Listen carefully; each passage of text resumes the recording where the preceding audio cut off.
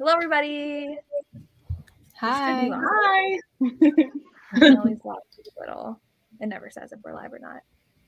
Welcome to my channel for some romance chatting. I'm so excited. I haven't done this in so long, and I just want to sit and talk romance all night. So it's gonna be exciting. Welcome to these 5 lovely. It's always opposite of where I am. So 5 lovely. They are all linked down below in case you want to follow all of them and everybody else. We're going to be shifting every hour of people. So these people are with me for till 8 o'clock my time, but earlier for some of you. We will go ahead and introduce everybody. So we will start with Bree. Hi, I'm Bree. My channel is 11 Words, and I read primarily contemporary romance, but I also read a lot of weird romances, like monster romance and alien romance has been a big thing lately for me.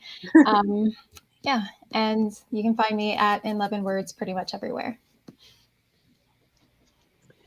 Hey guys, I am Spencer. I am over at Intentionally Bookish, and that is both my Instagram as well as YouTube. I do have a Booktube channel where I talk about a lot of different genres, but the ones that I kind of focus on the most are romance, obviously, and also cozy mysteries. That's like my jam, though I do appreciate a dark thriller every now and then. So yeah, I'm super excited to be on, especially because I have been hoping that you guys are going to talk about historicals because I have been itching for some recommendations. I've been loving historicals lately, so we can talk about those if you guys want to. We'll go Rachel. Hi, everyone. I'm Rachel from Rachel Reads and Sings. The Sings comes from I'm a singer and a voice teacher. So I read mostly romance, but I also read a bunch of other different genres. I actually just read a horror novel that I really loved, which was my most recent 5-star read, so I guess I'll talk about that. But yeah, I've gotten more and more and more into romance as I've been going through this reading journey. I didn't really get back into reading for fun until after grad school in 2018. So I'm still very much catching up with like all of the very popular books that everybody else has already read.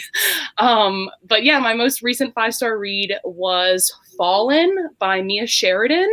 It's a book that I haven't heard anybody talk about, and which is surprising because like everybody, including myself, I feel like loves Mia Sheridan, and for very good reason. But this was marketed to me as like a dark romantic suspense, and let me just tell you, it's a horror novel. Like it is straight up horror. It's dark and twisted. It's heavy, but there's also a really sweet romance, and I absolutely loved it. That cover does not look familiar to me whatsoever. I randomly saw it on her Instagram. She was a part of like this giveaway of like dark and spooky reads, and I had never heard of that book before, so I had to pick it up because it's spooky season. It's like a haunted house type horror novel. She has such an extensive backlist. She does. She does. Interesting. Sounds good. Mm-hmm. Did you get a part in a musical? I did, but the musical just got postponed until further notice because I'm from Southeast Louisiana. We had Hurricane Ida back in late August, and we just found out that the theater has more damage than they thought. And so I don't think that theater is going to be up and running until January, and the performances were supposed to be in December. But I was going to be the evil stepmother in Cinderella, which was going to be such a fun time. So when it happens, it'll be awesome. But who knows? Who knows anymore? Okay. I remember you posting about that, so I wondered. Hopefully it's That's awesome. Yeah. Congratulations. Thank you. All right, Crystal. I'm Crystal from Crystal's Bookish Life. I read romance. I mean, I'll read anything, but pretty much all I ever talk about is romance. That's my favorite, obviously. I read a lot of historical, and then I will branch out occasionally to all the other subgenres, like dark romance, contemporaries, paranormal. I love paranormal romance. So yeah, that's it. I do have my latest 5-star read, but you tell me when you want me to talk about that. It doesn't matter. I probably know what it is. Do I know what it is? You do, yeah. I was just telling you about it. It's this so one. excited for that. Yes. I can't wait to I loved this book so much. Like I there are some of Joanna Shoop's books that I like truly, truly love, and then there are others that I'm just sort of like the ending. Like sometimes she doesn't do the ending where it hits right for me, and so I was like so nervous because I was loving this one so much. But this was adorable. This is she goes to this rake for seduction lessons, and she has been trying to learn how to be a chef, a female chef, even though they're not really doing that at the time. And so she's learned how to be a chef. He wants to start a supper club, so they do this exchange where she will give him a recipe from this famous chef she's trained under if he teaches her a seduction lesson, and it's perfection. It was so good. I loved it. Ooh, I can't wait. I just wrote it down. So good. Yeah. It comes out Tuesday, I think, right? I think so Yeah, too. it comes out this upcoming week. Yeah. Is it Max? Yes, this is the Never say it new, correctly. Okay. which is sad because this is the second in the series, and the first one is the regular Mass. That's what they do with Lorraine. Oh, pet peeve. I hate it. But like the cover is so gorgeous that I'm not that mad about it. I love that cover so much. I love it. I'm so excited. Okay. Okay. Okay, I'm McKay. I feel like it's like back in college, like introduction going around the room. I'm McKay from Oh Hey It's McKay. That's my handle on YouTube, TikTok, Instagram. And I read mostly romance, obviously. I do read fantasy too and some YA, but romance is like predominantly my favorite. And I read pretty much exclusively like indie romances or self-published romances. And I really love like forbidden and taboo romances specifically. That's kind of my jam. So, yeah. Sorry, Lily was barking. I'm just trying to make sure you guys can't hear her. Yay, I'm glad or something. That's always when they start barking or right. Definitely. Thank you everybody for joining. I'm super excited to have you all here. My initial thing I want to start with was our latest 5-star reads, which we've already shared 2 of ours, which is great. If you guys want any recommendations, feel free to leave them in the comments. We will go through whatever you want. There's no other schedule or decided prompts to talk about. So we can go ahead though and talk about our 5-star reads. So Bree. So it looks like my latest 5-star read is Her Halloween Treat by Tiffany Reese. And that was a recommendation to me by Steph from Novelty Corner. And it was absolutely adorable. It's a little Halloween, like fall kind of romance. And it's about this girl who is staying at her brother's like cabin. And she gets there and it used to be like this rundown cabin, but she gets there and it's like all fixed up and beautiful. And it's because like her childhood, not her friend, but her brother's friend, like had gone in there and like fixed it all up for them and renovated it. And he's like there when she gets there and he's super hot now. And he's had a crush on her like ever since they were kids. It's really, really cute. I love that whole series. It's like like 3 books different. Like there's like the Halloween one, the Thanksgiving one, and the Christmas one. And yes. I love 3 of them. Oh, I didn't know that there are other holidays. That's awesome. Yes. Is that the Harlequin? Is that the yes. Are those the Harlequin Harlequins? Blaze? I've heard such great things about those. Like They're good. I hear they're so good. I haven't read a Harlequin in a long time, and I'm like, man, I need to read more of these. They're so fun. Yeah, so fun. And they're very quick because it was like a 5-hour audiobook. Exactly. Yeah, I listened to the audiobook. It was a good one. Mm-hmm. Okay, so I guess it's my turn. So I actually just finished this book 2 days ago. And first of all, that's a huge feat because I am a new mom and reading has been like the furthest thing from my mind. And so I read it actually in one night, like in bed on my phone. Anyway, it's called The Penalty Box, which is the 3rd book in I think it's called the Vancouver Wolves series. It's a hockey romance, which I love hockey romances. I did a video about my love for them, which fun fact, I've never even seen a hockey game. We can get into that later, but something about them I adore. So anyway, I've read the first 2 books in the series and I picked the 3rd one up and I absolutely adored it. So basically, as with a lot of romance series, you're kind of following another couple who you've kind of met as side characters from the previous 2 books. And in this case, our couple is an assistant to a woman's sports agent who manages this hockey player, and he's kind of like this tough Russian guy who's super intimidating, and she wants nothing to do with him, mostly because one, she hates hockey, and then two, it's just something about him that gets under her skin. And so it's essentially a marriage of convenience storyline.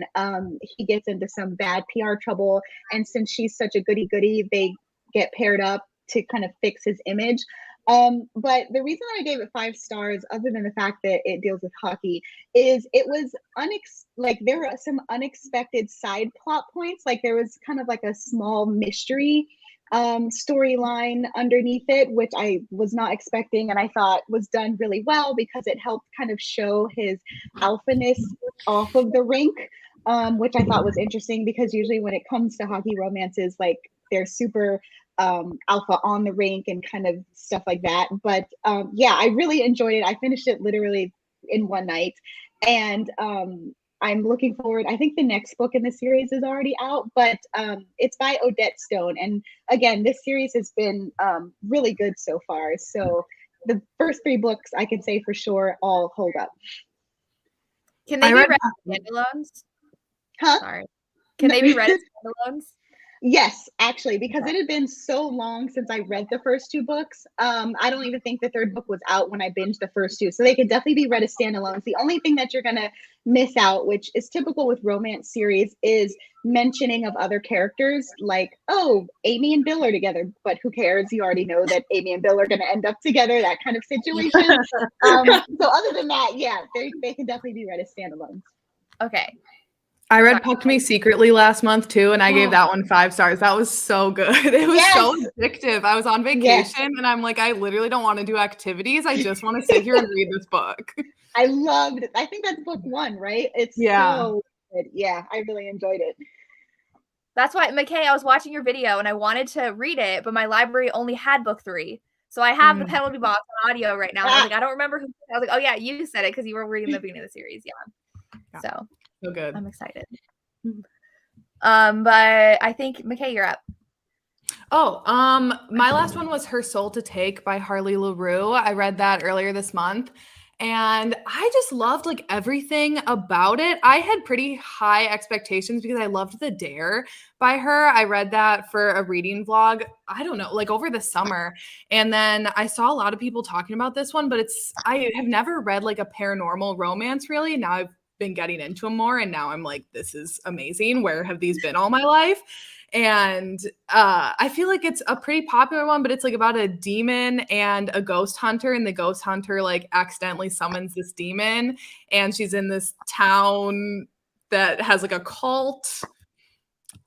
I don't really know. I didn't really need much more. It was kind of dark, a little edgy, and I loved the demon. The demon was a lot of fun and something that I definitely didn't expect to love as much as I did. I feel like that one was very atmospheric too, so it's good to read this time of year. Yeah, it kind of fit the month like perfectly. It was pretty much exactly what I was looking for October. Do you see the cover for book 2? Yes. Yeah. It's cool. What's book 2? It's like Her Soul to Revenge or something. What was it called? I think it is Her Soul to Revenge. Yeah. I'm planning on reading Her Soul to Take really soon. And I hope that I love it as much as I want to. It's really good. It is. I was kind of on the fence about Her Soul to Take. And then I watched Bree's review of it, and then I was like, I don't know.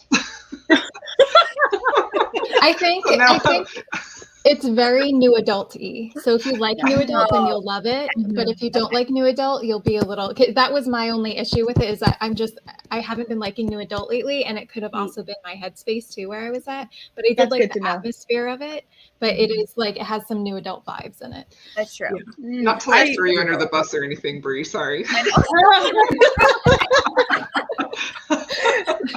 But that was like the only even slightly negative review I had heard of that, and so I was like, I wasn't completely sold on it anyway, and then I was like, maybe not. Yeah, I think I gave it 4 stars because I enjoyed it, but then I also was just kind of like, it felt a little bit long to me, but I can see it was one of those things where it's like, I see why a lot of people like this. I totally get it because I can see the draw, but it's like personal preferences for me.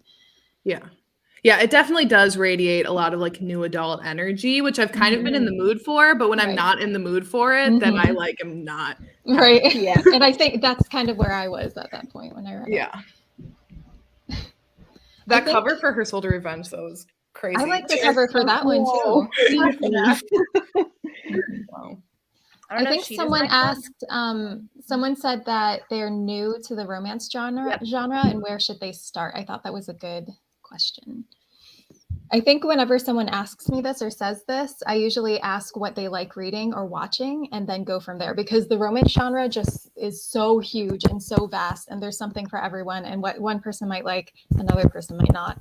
So I would ask you in return, what are your favorite TV shows if you don't watch a lot of read a lot of books, or what are your favorite books now? Yeah, I mean, yeah, you're right. There's so many subgenres. There's something for everybody. Like if you read thrillers, okay, we have romantic suspense. Right. Like, you know, there's, and I mean, I usually kind of go with like contemporary recommendations because obviously that's like our world that we live in, and that's very easy to understand. Like if they like fantasy, then there's like fantasy romances too. True. So it depends. And like, what do you like? Like I'd ask what your favorite book is and what do you like specifically about that book, and then go from there. Yeah. Mm-hmm. Whenever I have somebody who's brand new to romance, but like they're a reader, I always recommend one of the Brown sister books, and usually take a hint, Dani Brown, because I feel like those books are just, they're romance perfection in my opinion, but I feel like they could really reach people who are new to romance and maybe make them fall in love with the genre. So I still maybe haven't check out read those. it. Dirty confessional. I'm one of those people though, and it's so obnoxious, and I hate this quality of myself, where if something is hyped, I'll do one of two things. I'll either read it immediately, or I will be so turned off from reading it, even if I know I'm gonna like it, like, oh, that they're amazing books, but I also know myself, so it'll probably be like 3 more years before I finally read it, and I'll do a video on it like, this is amazing, and everybody will be like, yeah, well, you're obviously 5 years late to the party. Yeah, I'm kind of the same way. I tend to like keep books that I know I'm gonna love. Yeah. I don't know why I do that. Like, let's read it now. Like, I know, right?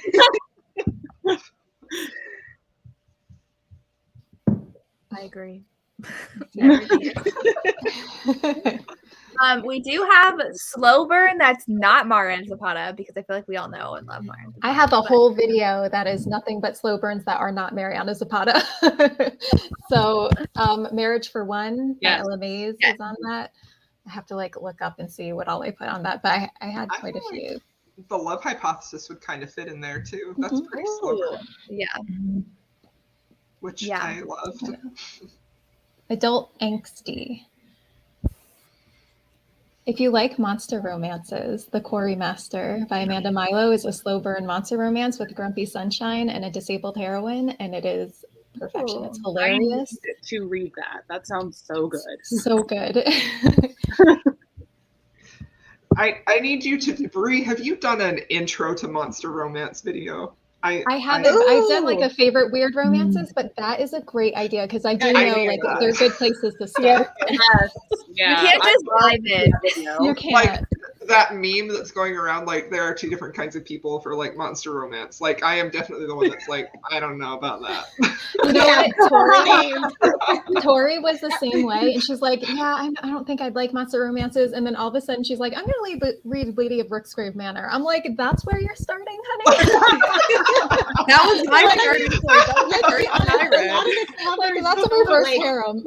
Yeah, a lot of the covers too are a little iffy, and I mean, you already know when it comes to certain romances, the cover, and it's like sometimes a not great looking cover is something we all love, and then other times a not great looking cover gets mocked. So I can never tell, like, are you being ironic? Is it really good or is it bad? I think sometimes it's like campy.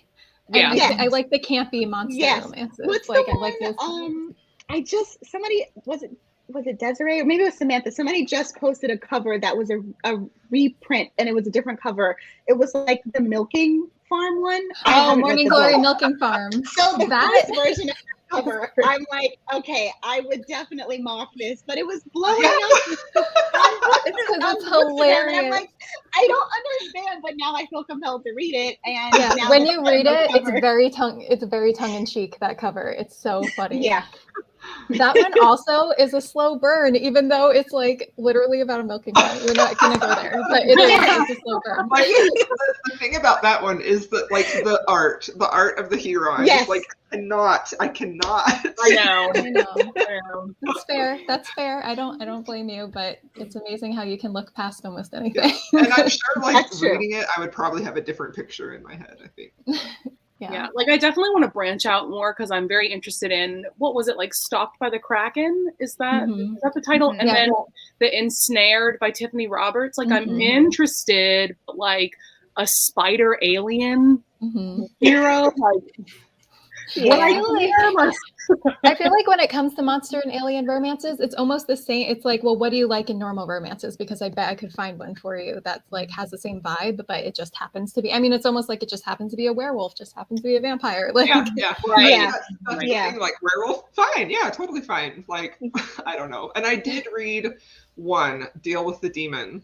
I love that one was so good. I really, really liked that one. Yeah, that one's, there's a lot that are like that are either cute. Brie, you're gonna have to make like a one-on-one video because like Crystal's saying, like vampires, yes, werewolves, like shifters to a certain point I can even imagine, but I think, and maybe it's because I don't read a lot of fantasy, like trying to read the romance and then also try to like picture the hero not as like a regular looking, it's like an extra level of work, and I'm like, I don't know if I can do that. I think you'd be I feel like Ice Planet Barbarians is a good place to like start. I have that down It's on a my good Kindle intro for like 3 years, and I'm like, okay, maybe it's time I finally get around to it. And I would say if you like Beauty and the Beast retellings and you like badass heroines, you want something short and sweet and also kind of dipping your toe into something like that, His Beauty by Jack Hartman. It's a Beauty and the Beast retelling, but he doesn't turn into a human. He stays a beast the whole time. And she's like badass. It's a little bit like bloody and like gory a little bit. Like it's shocking a little bit, but it's also a Beauty and the Beast retelling. So I love Beauty and the Beast retelling, so that's awesome. His Beauty by what's Jack the last name? Hartman. Got it. Yep. Jack Hartman. Yep. And now we expect that next week, Brie. So get ready. Come on it.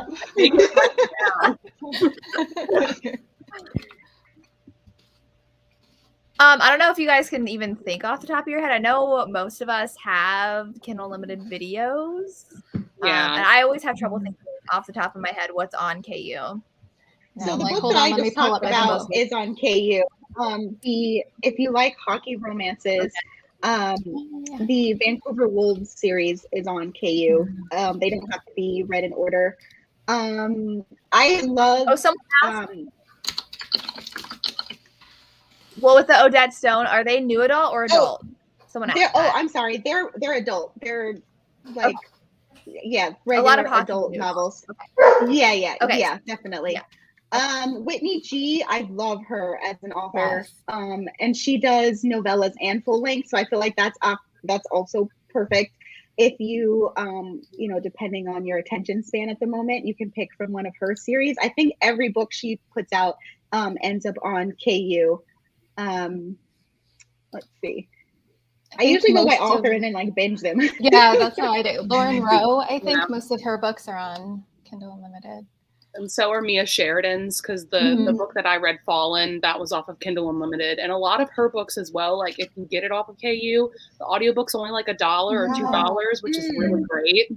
And then I know Colleen Hoover has a lot of read and listen ones too. Yeah. Oh, okay.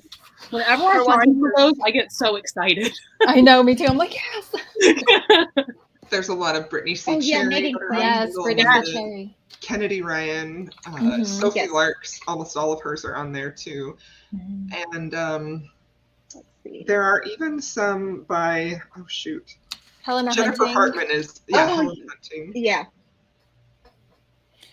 Macaulay Smelter, a lot of her books are on there too. If anyone's looking for like college or new adult, I think pretty much every single one of her books is on there. Ruby Dixon, of course, all of her books are. on I think KU. Jack Hartman also, his Yes. books are. His I books think are some of incredible. his, right?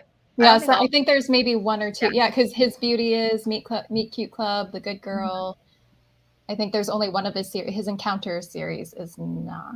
Maybe, Is or that at least the Parker her one? Endearment. Battle? Yes, Parker Parker was. is not. Oh, okay. He must have Parker's taken it. not. Oh, okay.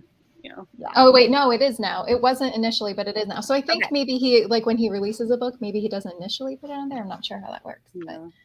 It Someone can definitely asked be if there. overwhelming at first when you get a KU subscription, Oh but my like gosh, yes. over time, I'll just like add all the books onto like a certain like a wish list Yes. I on do that. Amazon. Me too. That's And a good so idea. yeah, so whenever I don't know what to read off of KU next, I go on that list and I'll just pick something. Oh, brilliant. That's awesome.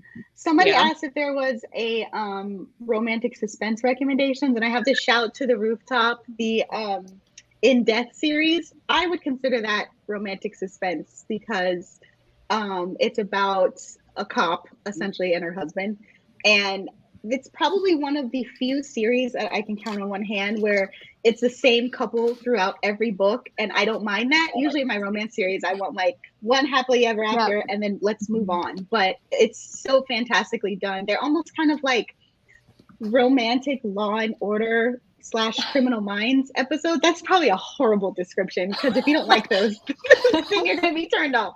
But yeah, anyway, if you have Scribd, which I know we were just talking about KU, but Scribd is another one that I'm subscribed to, and they have all of those books. And there's like over 50 of them. Oh If wow. you like to binge, then get on it. For romantic suspense, Where the Blame Lies by Mia Sheridan is good. Like I don't like romantic suspense, but I enjoyed that one. That one, the heroine was kidnapped and like tortured, and then she escapes. And then the hero is, I think he's like a cop or FBI guy, but then like the killings start happening again. And so she has to get involved in it because they think it's a copycat, and it's like this whole big thing. Like that's not normally my thing, but I enjoyed it still. And a couple of people said they liked it more than Archer's Voice, which is blasphemy in my opinion, but other people think so. So you may too. It sounds like she writes a lot of maybe not necessarily romantic suspense, but like, I don't know, because I saw that she has like some books centering around a cult. Like it sounds like it might be romantic suspense, and I feel like Archer's Voice has some suspenseful elements. A little bit. Well. So it seems like she likes to kind of write in that kind of vibe for sure. One, I just that one. Who's the author? Go ahead. Sorry. Go ahead, Coco. The Whiteout. Is that Adriana Anders? Herrera? Ooh, that was Whiteout. really good. Anders, That's yep. really good. Yeah. I haven't read that one, but I want to, and I hear good things about it. I liked book 1. I didn't love book 2. Oh, is someone going to say something? No, go ahead. I have a weird glitch, so. Okay. I don't know if I would really consider this romantic suspense. It's more just like, I don't know, the Sophie Like book, Crystal, I know you just read it. I don't know if, would you say this is romantic suspense? It's more just like a serial killer romance. Ooh, a serial killer romance. I would say it has elements of suspense. Yeah, I would say it is. I mean, I guess so. I mean, in the beginning, yeah. So he's Yeah. a serial killer, and he doesn't kill her. So There's also the Mind F series by St. Adams. Yeah, I He's a serial blogged about killer. that. I love that series. And that's for Kindle sure. Unlimited. Yeah, Yes, Kindle all of the Unlimited. books. Definitely suspenseful moments for sure. Yes. Yeah. And I know. So, You can go ahead. nope. I was going to co-sign what you said. I have a horrible computer glitch. So I'm like saying things 5 seconds too late. Go ahead. I know Bree read the Born Darkly duet. Ooh, Yeah. I want to yeah, read that. definitely. That one. That's my all-time favorite. Trisha Wolf. There's also With Visions of Red. Also. Yes, that is also my favorite. Those two. I'm actually rereading Born Darkly right now. Are you? Would you consider Jodie Slaughter romantic suspense, or is hers more just dark romance? I've only read one. So. I haven't read her books. I don't know. I don't know if is that the one with the guy trying to kill someone for her. All Things Burn. It's a I hitman. would say that's really yeah. dark. Yeah, I don't know if there's a lot of suspense in that one. Her books are on Kindle Unlimited too, by the way.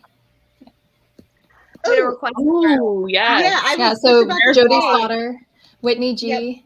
Oh, Black Christina- Romances. Hold on. Oh, well, Christina C. Jones. Yeah, Christina. Christina Now C. that I'm Jones. looking at Yes. the comments, like, oh, my girl Heather's already got, people are already mentioning Christina C. Jones, but I'll just co-sign.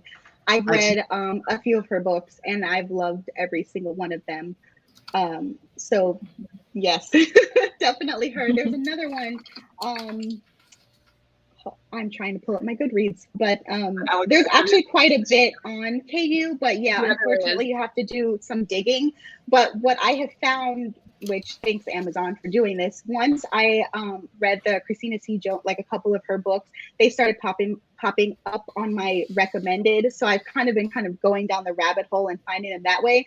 Which that's how I find all the KU books, just because searching regular is too overwhelming for me. Let me see who else is Rosie Adams on. Yeah, she's on KU. Okay. Are Kennedy Ryan's books? I know I read the Hoops series on KU. I don't know, at the beginning of the year. Some of them are. Okay. I think some of them are. I have a couple random ones. I have, and they're both like Halloweeny. First one is Treat. It's an erotic novella by Shay Sanders. I read that recently. Really enjoyed it. It's FFM. And it was so much fun. And then there's a couple of vampire novellas that I think both main characters are Black, and they're by Nikki Clark. I have Taste and Lick. Oh, yeah. Someone just mentioned Nikki Clark. I haven't heard of Nikki Clark before.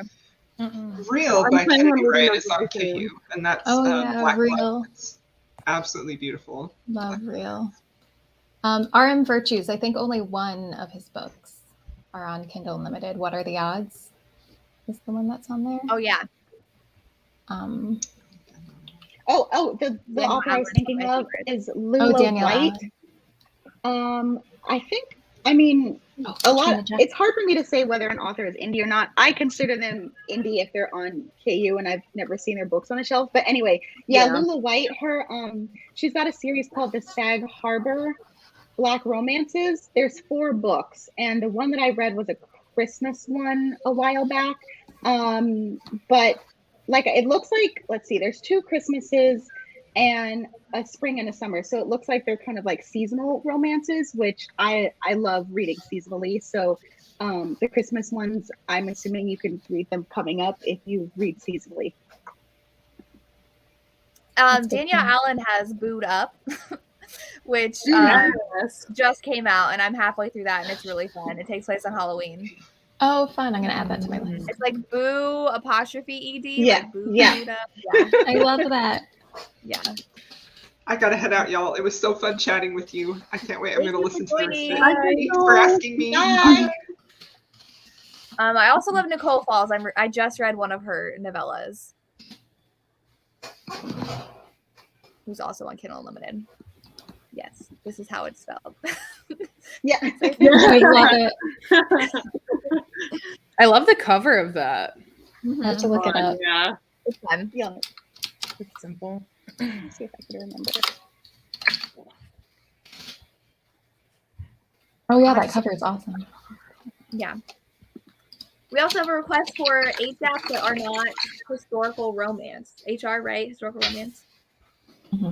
My most recent fave is The Redemption by Nikki Sloan for Age Gap. What? Is that book 4? It is book 4, and I was thinking, like, I'm wondering, I feel like you should read the first 3 books. Like, I'm thinking, like, do you have to? I feel like you should to get to know McAllister, but... Oh, it's a different character? Yeah. So first 3 books are Royce and Marist, and then book 4 is McAllister and Sophia. And there's a 30-year age difference between the 2 of them. And I'm usually not a fan of, like, that big of an age gap, but it really, really worked for them. Really, really worked, yeah. There was a Whitney G book that was an age gap. I'm trying to find what it is. I think it was called Can I Come Over? Oh yes, yeah. that was a father's best friend. Mm-hmm. Yes, and I did not know that going into it, because I'm not particularly a fan of age gap romances. But it was really good, and I gave it 5 stars because I mean it was short and sexy, and it's Whitney G. And think- also it. Oh, go ahead. Go ahead. You're sorry. Oh, yeah. I was just gonna say. I was just remembering one of the things that I love about it is it was dealing with a writer with writer's block, and I love that trope because I think she was like a erotic romance writer. Yep. And the person who was helping her virtually, well, we all know what happens, but yeah. Yeah, that was actually my first Whitney G, and I loved it. Yeah. That sounds like is it Go Deep by Rosie Adams? Is she the author? That does sound like Go Deep. Yeah, because she's also an author who needs inspiration for her. Oh, okay. I'll have to read that one then. But is that her that one of her friend that helped her, like her best friend? It's been a while since I read Go Deep. Yeah. Mm-hmm. I think. Sorry, go ahead. I was going to say my favorite is Loving Mr. Daniels that it's still an age gap, but that's a teacher-student taboo romance by Britney C. Cherry. But it's like the way it's done, it doesn't feel quite, I mean, it's still taboo, but it's not like icky taboo. I don't usually like teacher-student, but that one I was okay with. If you want one that's super taboo, Lessons in Sin by Pam Godwin is super taboo. I haven't made my way over to priest romances just yet. Yeah, it's a priest, teacher, student, like age gap. There's a lot happening in that. It's checking all the boxes. It is. Yeah, I actually got that novella off of NetGalley recently. I was so interested in Beverly Jenkins writing what? Romantic suspense. Yeah, I haven't read it yet, but it's there. Oh, I didn't miss this. Sorry, I just want to make sure we didn't miss this because I was just like, Fair danger. And I can't remember what it's about, but it sounded so good. It sounded really intriguing. Interesting. I started Before the Dawn today, and it's really good so far. Oh, Rare Danger is on Kindle Unlimited too. Mm-hmm. The Voyer series by Fiona Cole, all of the books except for book 2 have an age gap in it. So if you want that, and they range from like being pretty taboo to being like there is a student teacher, the first one. And then the third one is kind of like a guardian ward situation. And then the fifth one is uncle's best friend. But then some of the other ones are like friends to lovers, but there's an age gap. So, and they can be read as standalones. So depending on like what range you want of taboo level, but if you want age gaps, they all got them. Carrie Ann Cole is an author who has a ton of age gaps. It feels like almost all of her books have age gaps in them. Don't Kiss the Bride is so good. Though did Tori read it and hate it? Someone read didn't like it. She gave it 2 stars. Yeah. I didn't love it, but I didn't hate it. I liked Torn and Tied a lot better than Don't Kiss the Bride. But yeah, Gianna Darling has a lot though too. Mm-hmm. And Jessica Kane, of course. Oh yes, Jessica Kane, of course. Of course. City Girl Country. Oh, what's the one that's like it happened like one Schitt's summer. Creek? Yeah. Yep. Yep. Yeah, that's the first thing that popped into my mind. Yeah. I love that trope though. Archer's Voice is a little bit like that. Yeah, too. that's true. Has the same vibes. Mm-hmm. What else? What I'm currently reading is Blue-Eyed Devil by Lisa Kleypas, and that has that trope going on. So, yeah, that one's more like women's fiction. But it's fantastic so far. I'm like 3 hours into the audiobook. Yeah. I can't think of any other ones. It's a trope I love, but I just don't read it all that often. No. I don't have any. I can't think of a single book that I've read with a country boy. I can't even think of one. Not that I've read recently, and I can't even think of the names of the book. I can only think of the author, but I know Jill Shalvis had a couple where it's like the city girl goes to the small town and falls in love with like the local whatever guy, but I can't remember she's got so many series, so I can't even pull it off the top of my head. I mean, that also happens in Fallen, that book that I was just talking about by Mia Sheridan, because she moves from LA to this really weird small town, and the hero is a deputy in the police department. And so, so it kind of has that vibe going on. Yeah. Rachel Gibson is another one. She's like old. She was actually the first romance author I read decades ago. I think it's like her Simply series. It's like the name of the town is like Simply Idaho or something similar to that. And I know for a fact you've got the whole, I think if I'm remembering correctly, she's got the whole, kind of spoiled girl goes to town and ends up falling in love with the local guy. and country to me, but I'm not from Idaho, so I'm sorry if that offends anyone from Idaho. I don't know. Also had anything similar to Gianna Darling. Oh, Dead Man Walking. McKay loves that one. So like he's a killer. He's like I love Dead Man Walking, and I think Behind Inked Lies, that is my favorite Gianna Darling book. I am dying to read Sophie Lark. Why haven't I yet? I know, same. I'm going to now that I know it's a serial killer romance. Yeah, I'm starting with that book. I really want to start with Brutal Prince from Sophie Lark, but yeah. I think one of my favorite Grumpy Sunshine is Managed by Kristen Callahan. I really want to read that too. That sounds so good. That series is good, but that one's my favorite out of all of them. A bit of a newer one, Anna Huang's Twisted series, Twisted Love and Twisted Games. They're both, I mean, the first one specifically is really like Grumpy Sunshine. The second one is like a little bit still, I wouldn't say Bridget's like as sunshiny, but Reese is definitely really grumpy. So I like that. Reese is the man for it. And if you like Grumpy Sunshine, where the girl is more grumpy, Always Only You. It's Bergman Brothers book 2. Yeah. You can read them as standalones by Chloe Leese. That one is the reverse. I love that trope so much. Mm-hmm. For kind of Grumpy Sunshine would be The Royals Next Door by Karina Halley. Oh yeah, Right, a very stoic bodyguard, and she's not like the most sunshiny, but she's definitely more sunshiny than him. But I have not read that yet.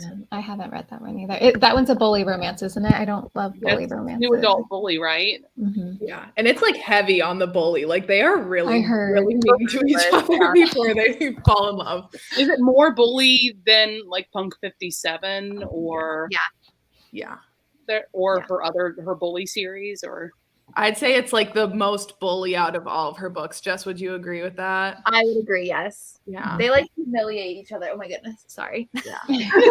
Oh. She missed me. It's fine.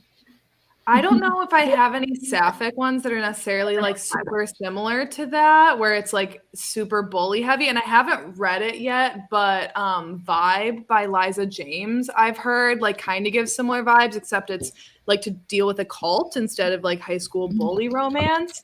But I've heard a lot of people like make that comparison. So I've heard that too. I haven't read that one though.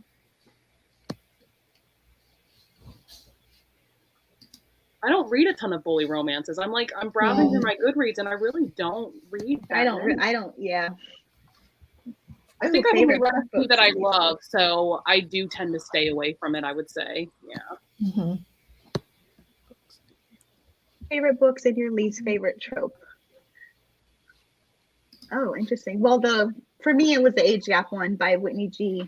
Can I Come Over? Just because I'm not a fan of age gaps. I can't find it right now, but Destiny's Surrender by Beverly I Jenkins. was going to say that one. Yes. Because it's the surprise pregnancy right at the beginning. This is not a spoiler. Right at the beginning of the book, but I love that romance so much. That entire Destiny trilogy is like perfection for me. But that one is my favorite of the trilogy. And it's fantastic. Yes. I love and that. You said that the trope is the surprise pregnant yes, and it's right at the beginning of the book, so it's not a spoiler. Yeah. I don't love rom-coms, and especially not like traditionally published rom-coms really, but I love The Hating Game and Take a Hint, Danny Brown. Those are kind of like my two, and it's Take a Hint, Danny Brown. Like I wouldn't even say that's like really a true rom-com, but it's a little like lighter, more contemporary than what I normally read. So those two by far are like my only exceptions for that. Well, and it's so weird because books that I'm thinking about that have these illustrated covers, they're not really rom-coms. Right. You know? Like, and those covers always throw me off. I don't like those covers, unpopular opinion. It's great to get like non-romance readers interested in them because they look cute, but I just feel like it downplays the romance. I don't know. And like, I just think back there was a specific book. Oh my gosh, I don't remember what it's called. The Hex. Anyway, Sex? it was not the X Hex. It was a different one, but it was an illustrated cover, and it looked cutesy because they all do, and it was super. I mean, it was really erotic, which doesn't offend me, but I'm like, I was so thrown off my whole reading experience because of that, and I just.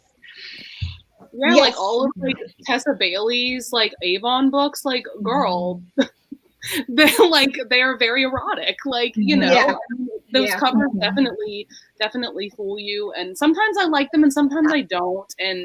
And I agree with what you're saying of like, I don't know, sometimes it like makes you take the book less seriously or like, I don't know, like it's just kind of odd. Yeah. Like I actually rather have what's known as like the trashy romance cover with the Fabios than an illustrated cutesy, because I feel like that more accurately represents it, maybe. I don't know. Yeah, I totally agree with that. Well, and Jess, I saw your TikTok. I don't know when it was that you made it, but talking about the historical romance covers that you've seen that now are trying to like appeal to non-romance people. And sorry guys, I know so many people love historical romance. I've just never read one before, but those covers are like so stunning. And I love just looking at them. I don't get why people think that they're ugly or like horrible. I think they're so stunning. Yeah. And then when you're showing off the new like Bridgerton covers, and then I don't know what it was, some new book that you're talking about. Nine Rules to Break and Romancing a Rake. That new cover is prom dress. It's so bad. It's so bad. It is so bad. Oh my goodness. I hate it so much. Usually I'm like different with like those, like the new Bridgerton covers. I'm like, whatever. But like that one set me off, girl. And like, I like the illustrated covers. Again, just as a seasoned romance reader, they just throw me off, which I know is ironic since we always tell non-romance readers not to judge books by their cover, but whatever, we all do it. The one that I was thinking about though is called Wolf Gone Wild, and it's by Juliet Cross. And I mean, it looks like a YA book, and I actually had to put in my review how thrown off I was by I had to dock a star. I was that thrown off by it. They're very different. I'm looking at my copy right now, and they're just very like different kinds of covers. And you're right, like I don't even know what genre I would think when looking at that cover. I'm not really sure. I like it, but totally. Yeah, but it's different than what's inside of the book for sure. Because I've read Wolf Gone Wild. I have not read the other two books in the series yet. It does for you. I think also illustrated covers do make me think YA in general, and so I think that's been like a weird switch in my brain, seeing more and more of these adult romance novels having illustrated covers. Like I remember the first one that I read was Fix Her Up by Tessa Bailey, and oh my goodness, does that book not match the cover at all? Like, so then from then on I was like, okay, I really need to like check my expectations, like, and I love that. I mean, I really enjoyed that book, but it was just like very weird. I was like, wait, this does not match the vibe of the cover. I think I'm glad you said that, because I own that book and I have kind of put off reading it. I know it's good, but like sometimes if it's too cutesy, I'm like, I'm not in the I need something a little heavy hitting in the romance department, and it seems like it's romance light, which is great, but if you're not in the mood for that, then Meet Cute by Helena Hunting is one that has like the name is Meet Cute, and it has an illustrated cutesy cover. It's like two faces and they're like, I don't know, but it's dark, and not dark, but emotional, deep, and like I'm like, their parents died in the beginning, like exactly. And it's like all about like the after effects of that, and it's just like, this is a very heavy book, and it did not need that cover. Yeah, I remember especially you read that book Float Plan, and I remember you talking about how like, okay, this is a heavy book. Suicide. Yes, like it's like a cutesy cover on a boat, and it's like, oh, by the way, my fiance died by suicide. That's the first chapter. Yeah, no, especially if the descriptions don't at all allude, like obviously I don't need to know beat by beat, but at least say like after after tragedy strikes, she tries to put her life back. So at least I can expect the tragedy as opposed to like, okay, when's the meet cute coming? Oh, after this death that I wasn't at all expecting. Yeah, we need content warnings. We really do. Like at the end of the day, we need these content warnings because that content could definitely trigger somebody. My goodness, that's so heavy, and you would not know that looking at the cover. And I don't know about the synopsis, but yeah, that's crazy. What's your favorite cover for your favorite genre? Ooh. That's easy for me. Sweet Dandelion by Macaulay Smeltzer. I don't know if you guys know that book or know that cover, but that cover is so stunning. It's just very like simple and with the little pops of color on the black and white. I love it. Do you follow the designer on TikTok? I do, yeah. I love her book covers. I think she always just, yeah. And she does such a great job on those. I haven't read it yet because I don't think, it doesn't come out yet, but The Dragon's Bride by Katie Robert is the cover is amazing. It's so good. I'm like, yes. The historical romance vibes, but with a freaking dragon. It's the greatest. So for me, and this is kind of, anyway, my favorite kind of covers of books are anything by Renee. Usually the like darker or more smutty books, I don't care about their covers, but if I'm in the mood for more of a sweet romance, usually I turn to her books, and they all kind of look like Hallmark postcards essentially, which to me I find like super pretty to look at, whereas my darker books I read on my Kindle, so it doesn't really matter what the covers look like. Who was the author again? Rayanne Thane. So like she's very like Debbie McComber, just in terms of like the feel good and the holidays and stuff like that. One of my favorite covers is the Born Darkly cover by Trisha Wolfe. I love dark romance, and that cover, it's like black and white and dark, but then Born Darkly is like this bright, like pinkish, purplish kind of gradient. It's really pretty. And the old With Visions of Red covers that had the actual shibari in it, I like them so much better than the new ones that they have. Yeah. I'm so glad that I have the old covers like on my bookshelf right now.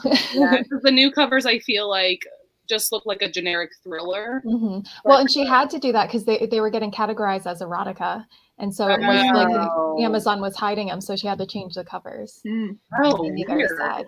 Another one of my favorites, which it's one of my, I don't really read a lot of historicals, but like my absolute favorite historical, The Beast of Bestwick, which is a Beauty and the Beast retelling. That cover is beautiful, gorgeous. Cover. Yeah, it's like red and like I think that the title is in like gold or yellow or something, but it stands out, and it's I love it. Is that Amelie Howard? Yes. I just love the new Joanna Shute book cover too. That Crystal showed, bringing back I just love it on the purple. It's stunning. Does anyone else read fantasy? Like the Crescent City covers, like the first Crescent City book, and then the new one coming out, the blue. People are hating on book too, though. I love it. I love it. I think it's so pretty. I love it. Yeah, I like it. Beautiful cover. And I like that they went like two different colors for each, instead of like they're tied together by the design rather than the cover, or excuse me, the color. So like I really love the first one, the red one. So I'm probably going to pick up the second one in hardcover just so that it matches the first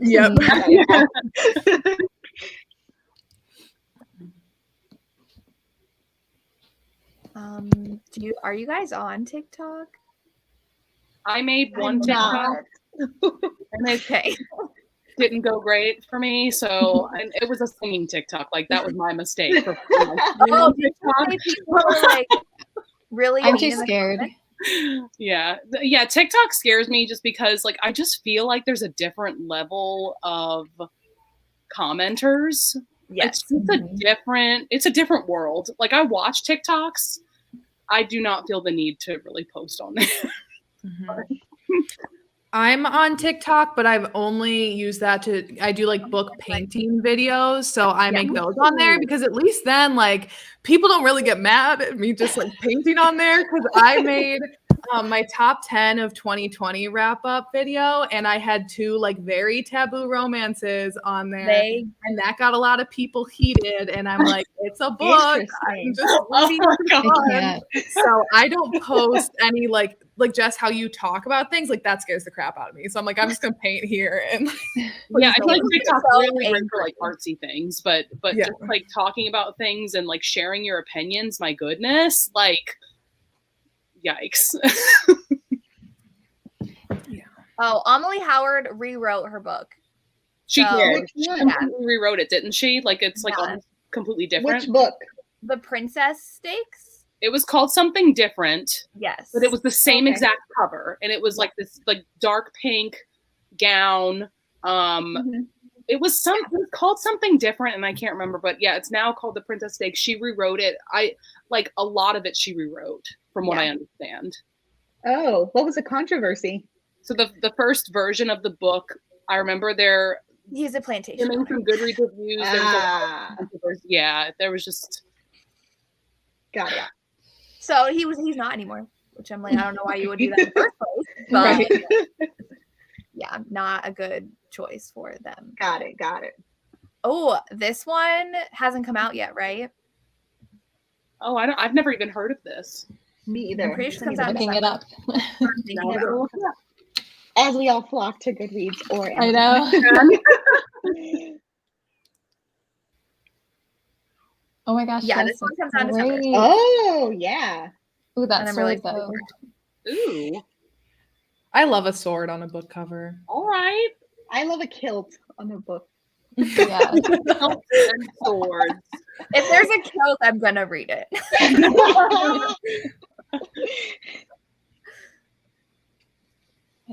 I'm very excited. I feel like the cover was released so long ago. You're doing it, Brie. Go ahead. I just pre-ordered it. Did you really? Listen, they are doing that like spend $25, get $5 whatever, and I'm just like, take my money. Like here. Yeah, I need to do that. I need to get on that. It looks like it's pushed back to April though. Aw. 2022. I swear it was coming out in December because I included that in one of my videos.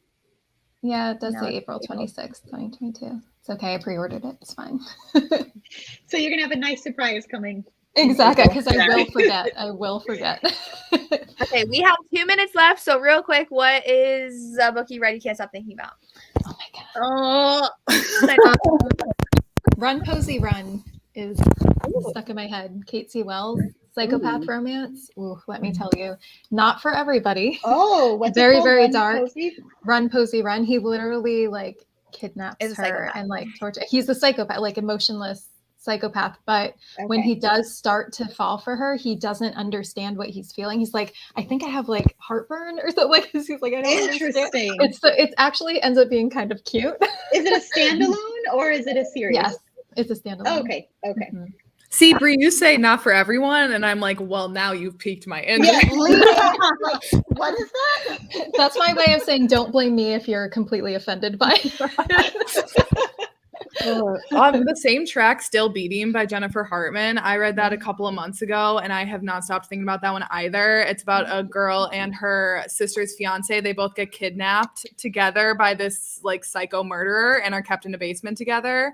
So good. But again, dark, so not for everyone. For me, I started reading Katie Robert early this year, so it would have to be Learn My Lesson. Oh yeah. I can see how that would stick with you. Yeah. Yeah. Mine would probably be, and it's not new because I rarely read new releases, but The Wall of Winnipeg and Me. Yes, I read that this year too. So you know what? I feel like it might have been you, Brie, but I was heavily influenced by somebody that I found with Bookstagram, and I'm like, okay, I need to check this out. And I think I ended up reading like 3 more of her books right after, which is torture because they're so slow. And I'm like, yes, but like the little moments in them are so magic because they're build up, like all they touch each other, and you're just like, I'm dead. Yeah. Her books are long, and I didn't realize that because I was reading it on my Kindle, and I'm like, if I were in a different state of mind, I wouldn't have the patience for a 500-page slow burn, but I'm like, yes, I need this so I much. could read like 1,000-page slow burn by Mariana Zapata. Yeah. I love every second of it. She does a fantastic job. Yeah. Oh, I love that you discovered her. That makes my heart happy.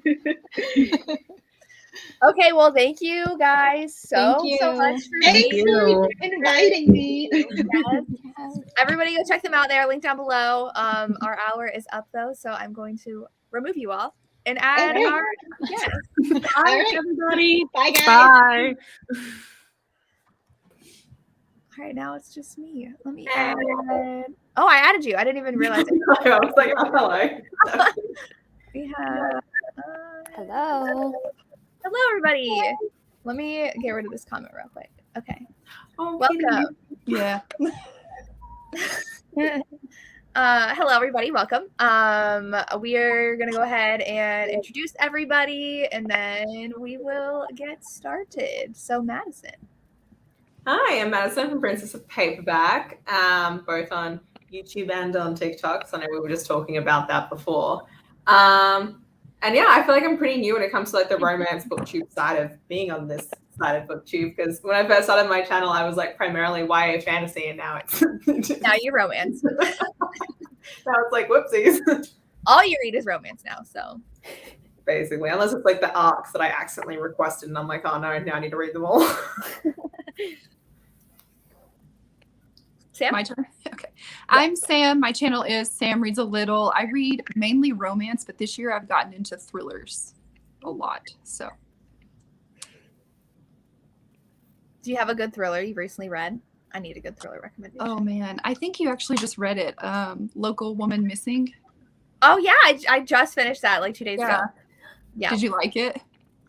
It was good. I wanted something a little bit faster paced, but it was good. Yeah. Okay. I mean, it was like 350 pages, which I feel like is long for a thriller. Yeah. But it's good. I like it. Avery. Hello.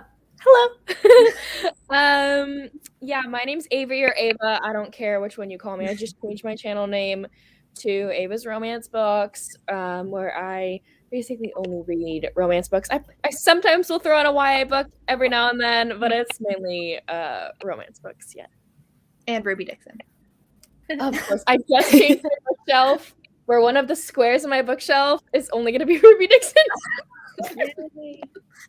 That's awesome. Avery is like the original Ruby Dixon fangirl. So Agreed. Yeah.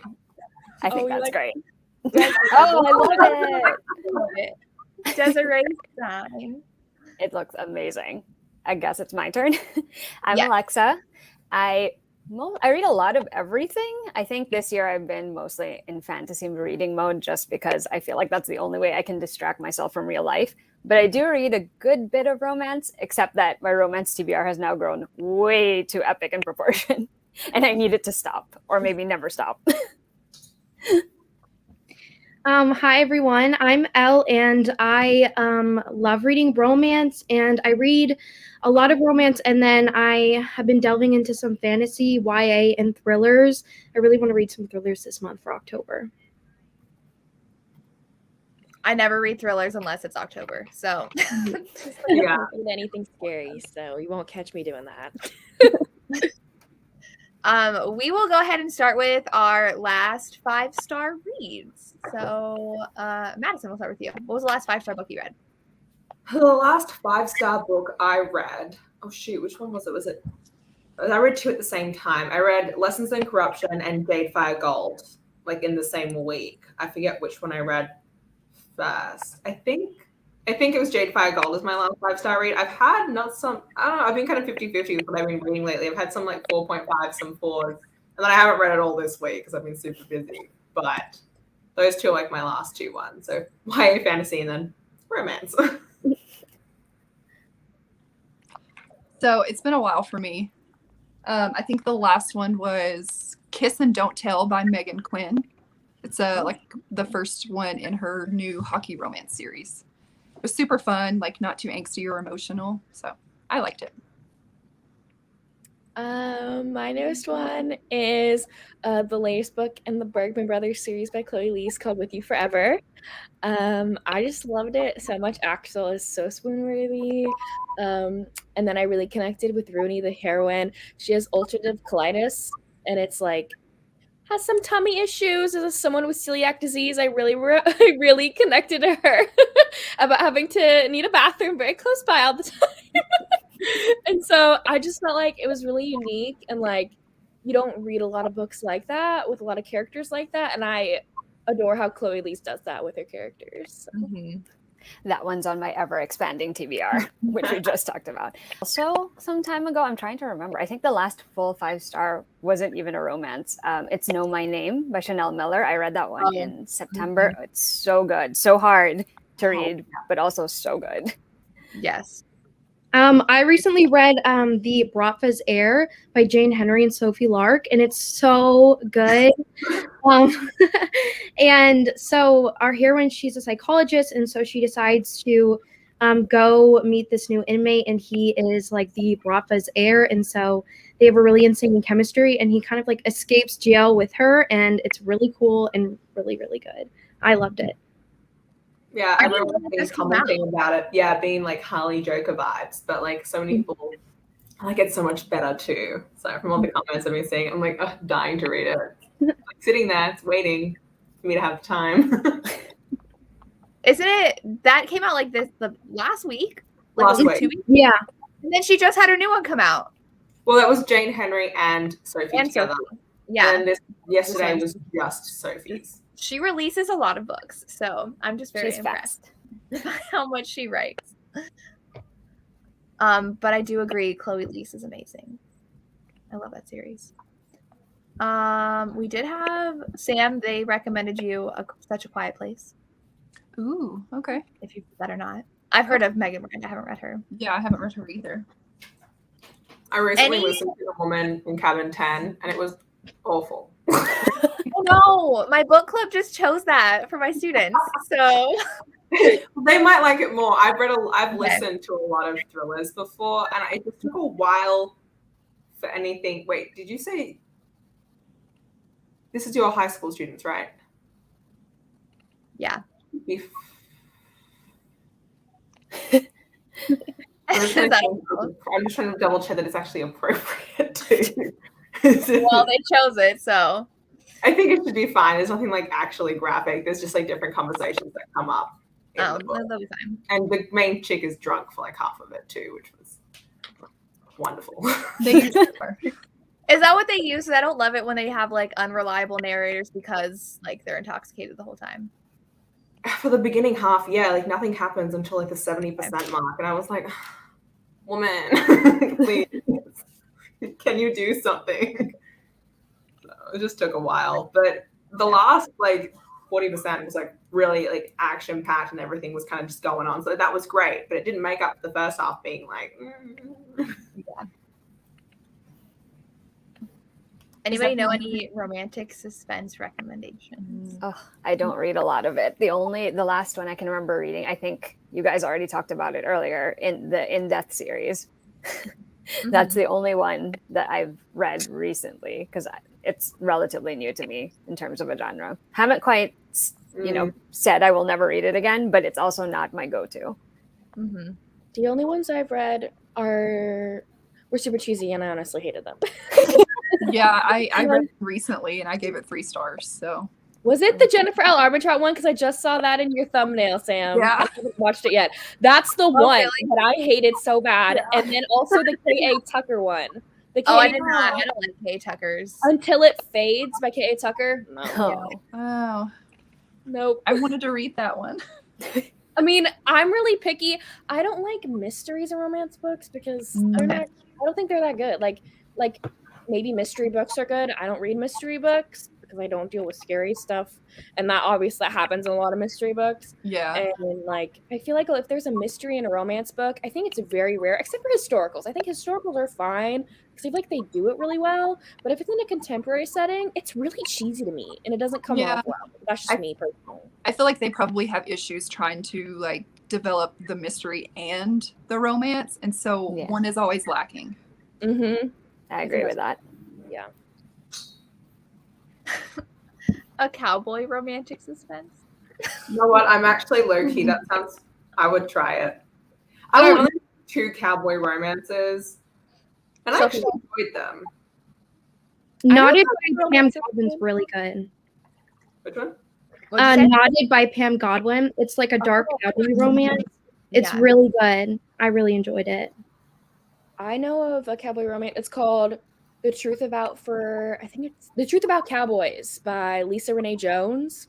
And that one's like the heroine gets stuck off to the side of the road. She's going on vacation, and then this grumpy hero rescues her.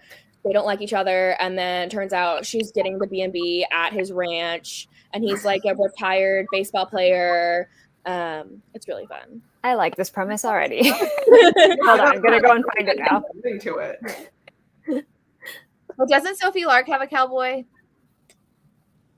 Isn't that in like the Mafia series that she has? Oh, you mean, yeah, that's book 1, 2, 3, 4, 5. Book 5. Book 5, broken heart. He's a cowboy, but he's also her bodyguard. So he's a bodyguard for her, but he grew up on the ranch. So when he goes to like keep her safe, he brings her to the farm to be like, you keep getting in danger and you refuse to accept that there's like an assassin trying to kill you. So I'm literally going to remove you from the situation. I love how you said ranch. Oh my gosh. I can't say it. I can't do it. It's Rebecca Weatherspoon. Rebecca Weatherspoon. Oh, I've seen that one. Yeah. I didn't love the first one, but I am excited for the next ones. The first one was in an amnesia trope, which I don't love in contemporary. I love it in historical, but like contemporary amnesia, I don't know what it is. What'd you say? I said Ruby Nixon has one. Oh.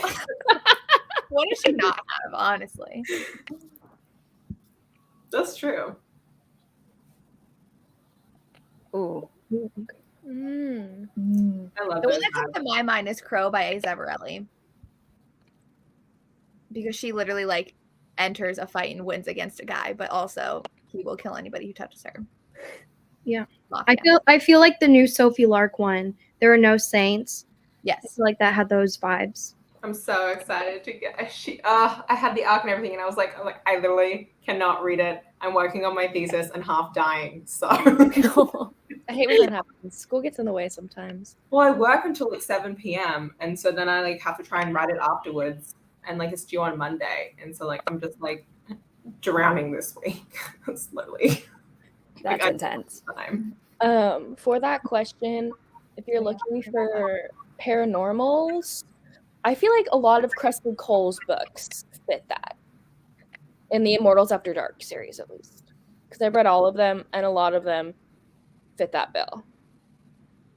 Oh, you made me think of one, actually. The Night Hunter series is like that, I think, with Cat and Bones, because Cat is just, she does not take anybody's, just bleep it out. I'm not even going to say a word. I can't think of a word to replace it right now. Crap. But she basically is a fighter all throughout it. She doesn't really need anyone to defend her, but Bones is literally like, harm her and I will literally gut you. I have to read this author. I know. I like have like all these Kindle Unlimited books just like sitting there, and like they just wait. Then we have. Ooh. I'm trying to think of one that I really don't like. I don't read a lot of dark romance, I guess, in general. That's probably just not my wheelhouse. But if we're talking specific trope, the surprise pregnancy one is one that I'm not. I think it's like everybody's favorite. But Sam, don't you like that? Favorite. I don't always hate it. I don't always hate it either. It's just like it's definitely something that kind of makes me rethink what I feel about the entire book, just depending on how it happens. I feel like it depends on how the author uses it. I feel like, because like you just said, like if you're having to rethink their whole romance, because there are books like that I'm like, if she never got pregnant, you never get together, kind of thing, you know? Where like I don't know how I feel about that one, but like most of the time, like if they accidentally get pregnant, and then they like start to it depends on the situation. Most of the time I don't really mind. I don't hate it. My least favorite ones are I don't really like rock star romances. I find them very cheesy and unrealistic in my brain, even though we're talking about fiction books. And then I also, a big one for me is road trip books in contemporary settings. I don't know why. Again, I find them really cheesy and I can't stand them. They're amazing in fantasy books. I think they work so well in fantasy books. In contemporary settings, if I find out there's a road trip in a contemporary book, nope, I'm not reading it. That's so interesting. It's boring. It is boring. It's a lot of driving. Yeah. Driving trains. Like I think right when I started my Booktube channel was when Amy and Roger's Epic Detour was really big. Everybody loved it. That book, and that was nope, DNF'd it. Super boring. Forced proximity though, so sometimes it gets like super tension filled and angsty. Nope, I don't like it. Sam, why do you like this surprise baby? Yeah, I think sometimes I just like the drama. Okay, that's fair enough. That's fair. It's typically drama, so I don't know. I eat them up. When I hear people like, "Oh, I hate it," I'm like, these people are doing it all the time. Do you really expect there not to be a baby? Like, it's gonna happen. That is I true. don't mind if it's like at the very beginning. I hate when I'm reading something and it's like the love, like that's the sort of like whatever the third act breakup is. Like it's like, oh, I'm pregnant. Like, that's when I don't like it. If it happens at the very beginning, that's a different situation. Yeah. So it's very specific. But I don't know. I used to say one of my least favorite, it's not like a trope, but I'm not a huge fan of like degradation going on like in books. But then I recently read like some stuff and I liked it, so I don't really know what I do and don't like anymore. I think it depends on the author. Like that's what I was gonna say. That's probably it. Like I didn't think I liked dark romances or anything like that for the longest time because I read Punk 57 and it was just not it for me. I don't know why it wasn't. I think it was probably the high school setting. So when I started reading other ones recently and I'm like in love with them, I'm like, it just depends. I don't think I have a trope that I don't like, but daddy kink? No. Can't do it. You know what? Actually, that's true because I didn't actually get through the Katie Robert one, the very first one. I couldn't do that. Yeah, I don't do. I couldn't do it. Oh. I like have you not read Welcome to the Dark Side yet? I read that one. That's the next one. I'm about to read it. I'm terrified. But girl, it's good. It will change your opinion. I swear. Well, that's the whole thing. It's like all the tropes that I thought I didn't like. I read Jenna Darling and I was like, oh, I like this. And so I think like, she just seems to do a good job no matter what the trope is. So once again, it comes down to who is the author. Yeah, that's just so interesting. Neighbors to Lovers. Ooh, Wait for It by Marna Zapata. That was really, really good. It's a good slow burn romance, and it has a little bit of an age gap. I didn't know that was Neighbors. What's the K.A. Tucker book where is he a firefighter? Oh. Police officer? I don't know if I've read that one. I can't think of it, the name of it, but there's a Neighbors one with K.A. Tucker, but I didn't like that one. 10 Tiny Breasts? No. 10 Tiny Breasts is a Neighbors one. Yeah. I love that, but I was reading that like the height of new adult 2012, 2013. I loved it. That was kind of romantic suspense, wasn't it? A little Maybe bit more mystery. Maybe more mystery. I don't know. It's been a while. I know the first JP Guessing job, like that Mafia series, the very first one, they're neighbors. That Mafia one, because he's like in the Mafia and she's like, my husband's missing. I literally posted 2 weeks ago my 10 recommendations for neighbor romances video. My favorite one is Heidi's Guide to 4-Letter Words by Tara Civic and Andy Arndt. That one is the funniest romance I've ever read in my entire life and one of the best audiobooks ever. Like, it is hilarious.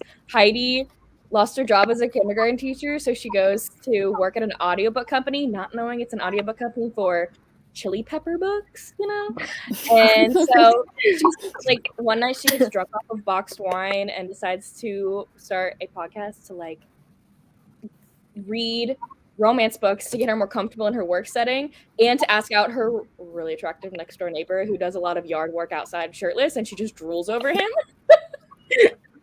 It is Didn't that just release as an audio? That was only released as an audio. I think now it's an ebook at least. Now it's an ebook, okay.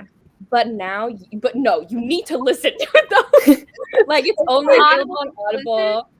Yeah, I don't have Audible. So like if you can, read it however you want, but the best experience is Audible, I will say.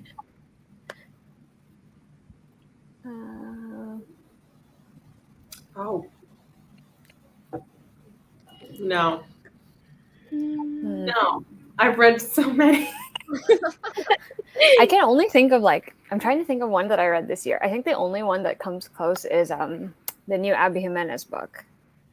What's it called? Life's Too Short.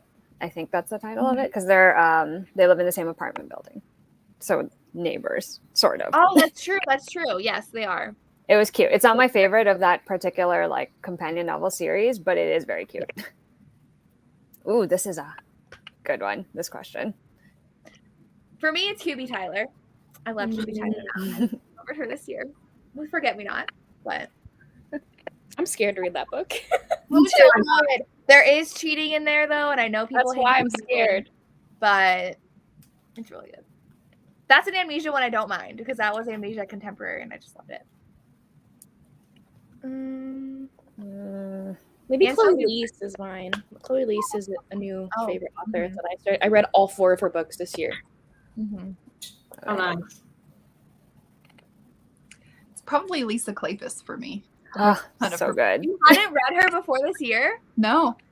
You've had a great year then, if that's the case. I mean, I just started reading historicals this year. Oh, okay, I didn't remember when you started. I didn't remember if it was recent. Yeah. Which one did you start with, just out of curiosity? Sea of Ruin. I still want to read that one, even though I'm also afraid of reading it, just because it's somewhere in the middle of the things that part of it I'm like, I don't know if I'll like it, and then the other part's like, but I should still try it anyway. Yeah, it's good. I like it. But I haven't read anything like Sea of Ruin. I feel like it's its Same. own thing. I love Allie Hazelwood. The Love Hypothesis is my new favorite. It was so good. And that was her first book. Yes, I know. It's crazy. I think it's crazy that she wrote it, and she also, is in academia. I'm like, how? How did you do that? Teach me your ways. I have been stuck on mine because I've read so many new authors this year. It's actually nuts how many new ones, because I started Sophie Lark this year. I obviously just read Jenna Darling this year. I read Corinne Michaels for the first, although I've only read 2 of Corinne Michaels's. The first one of hers that I read, I loved to death. And the second one I read, I was like, 3 stars. So I still got to keep going. I have a bunch of them to read. So I'm hoping that it's just that couple wasn't just great, which happens. You're not going to love every single couple an author writes. That makes sense. Do you have Audible? I do, but I don't listen. No, actually don't anymore. But I don't listen to romances. Okay, because hers is in a lot of her books have the what is it, the Audible Plus catalog. Oh, a lot of her books are in there. Oh, that's interesting. No, I have them all. I made a TikTok with one of them, and so then she sent me the rest. That's awesome, though. That's the dream. That's the dream. That's wild. I think mine is Janine Frost, just because this is the year that I actually read her Night Hunter series. I did not anticipate enjoying them as much as I did, because I'm a little picky about my urban fantasy paranormal romances. I've had good and I've had bad, and this one was one of the ones where I was like, okay, the first book is really good, but can it hold up for the rest of this series? I think it's 7 books long, and it actually held up all the way to the end, which I was pleasantly surprised by. So she's probably the person I would mention. Ooh, okay, I'm gonna add that because I've been looking at that for a while. It's But good. again, like surprisingly good. It only gets episodic in terms of the plot towards the end, but it's not even in a bad way. It's just like very different from I think the first 4. that makes sense. I feel like this is very popular now. Cinnamon rolls. Cinnamon roll Especially the heroes. baking hero. I feel like Avery probably has like a bunch of these. I was actually He's already ready. Well, I was legit gonna film this weekend a sweet hero romance. Love it. That's like literally on my to-do list to do this weekend. But Spoilers for your video. like I'm trying to think of like tough guys that like doing that stuff. I just know of like really I gotta think about it. You put me on the spot, Madison. Wait, I just thought of one, so I got you. Go ahead. It's also actually an urban, contemporary fantasy-ish. Okay. It's A Curse in Ash by Julie Santopolis. It's I want to read that. It's amazing. I loved it. But it's actually polyamorous too, which is great. And it's like polyamorous in a very, very healthy way. Like they have genuine conversations throughout about like who's comfortable with it, like talking about that because it's MFM. But one of the guys, her Dark Fae Prince fiance, this big burly Fae prince from the Unseelie court, massive dude, like doing stuff. But he'll like sit there and he cooks food for everyone. Like he's the chef of the house. Like he's like you need to the girl. He's like you need to be eating. Like you keep forgetting to like. He's like I have dinner ready for you. He like gives her little foot rubs, and then he doesn't sleep well because like he's a fae in the human realm at the moment. So he like stays up all night playing video games while he's like protecting her while she's sleeping. And I love him so much. That's so cute. So much. He's amazing. Is that out already? Yeah, A Curse in Ash. Okay. Oh, it just came out. Oh, well, not just, but like it came out this month. 3 Tuesdays ago, I think. Okay. Mm-hmm. Oh, It'd be good. It does leave off with a cliffhanger though. Is that adult? Mm-hmm. yes. The cover looks very YA. The cover does, yeah. The girl is 24. She looks like she's like 12 on the cover. Yeah. It's 24. She's 24. Okay. Yes, that's correct. We need more heroes who knit though. That would be fun. I read a knitting one once. It was like 2 years ago, a knitting romance. Mm-hmm. But the guy wasn't like a tough guy or anything. I have an alien romance. Where he knits. Go for it. No, I have one where he cooks and bakes and takes care of children. Okay, see, but that's so wholesome. It's called in parentheses, Alien Nanny for Christmas. It has nothing to do with Christmas, by the way. The only Christmas scene is literally the last 5 pages of the book. By Amanda Milo. And basically, like, this woman, she needs help taking care of her kids, and her job's gonna fire her because she's late every day because she has to take her kids to like daycare because it opens at a certain time, and she's like, she needs help, and then this alien shows up on her doorstep and she hires him as the nanny. It's actually really wholesome and sweet. So, and he cooks for them, bakes for them, just takes care of everything, and will do anything for her, anything she asks. I was about to say, I just saw Riley's comment for Rafe. That is something I keep meaning to like read because I feel like everyone loves Rafe. Mm-hmm. So much. Oh. I didn't love Make It Sweet, but a lot of people love it. Is that the Kristen Callahan one? Is that it? Okay. I thought so. I like the premise of that one. Now that we're talking about like baking and cooking, I keep thinking of like food romances. Like I feel like I'm going into a completely different topic now. I didn't love it, but Battle Royale. I don't even know how to say it. That one is fun. Yeah. There's a lot coming out next year. Are there? Food and cooking ones. I've seen like 3 or 4 that are coming out like in the beginning of the year. Oof, that's exciting. I do love a good food baking romance. I Really feel like random. One of my favorite things is when they're like a wedding planner or like an event planner, like one of those. Like I love when the girl is one of those things. I just thought of that now, and it's something that if it's in a book, I'm like, I need to read it. I don't know what's so fun about that to me. There was a period of time where I was like, I want to do this, but like, no, that would be too stressful. I know, Madison, you already answered this in the comments. I know. Yeah. I think my first, I was like weird. I tried the tamest one, and then I dove into Lila James. Like, it was like a giant leap. Like the tamest one to the darkest one. It depends on what you want, but like the tamest one that I've read that I think really like is your little dip toe into the water is Sweet Temptation by Cora Riley. It just barely goes into the mafia world. Like you understand it, but like it doesn't go full in like the Mafia and His Angel trilogy by Lila James. Like that is like some pretty dark stuff in that one. So yeah, Cora Riley's where I started. I was gonna say Bound by Honor is it's not like a favorite in the series, but it's a really good introduction because they explain all the terms in that one. Like that first book, they really introduce you to like how like all the world works as like a mafia romance. There are not many others that I've read other than Bound by Honor that actually like explain to you what it means. I'd say if you want more action, go with the Camorra Chronicles by Cora Riley. And I really liked The Sweetest Oblivion by Daniel Laurie. That's a really good one. It's marriage of convenience and very, very angsty. And I love that one. I know, I still have to read Daniel Laurie. Yeah. Isn't that one of them is like brother's fiance trope? Oh, yeah. Which I love. So that's a good trope.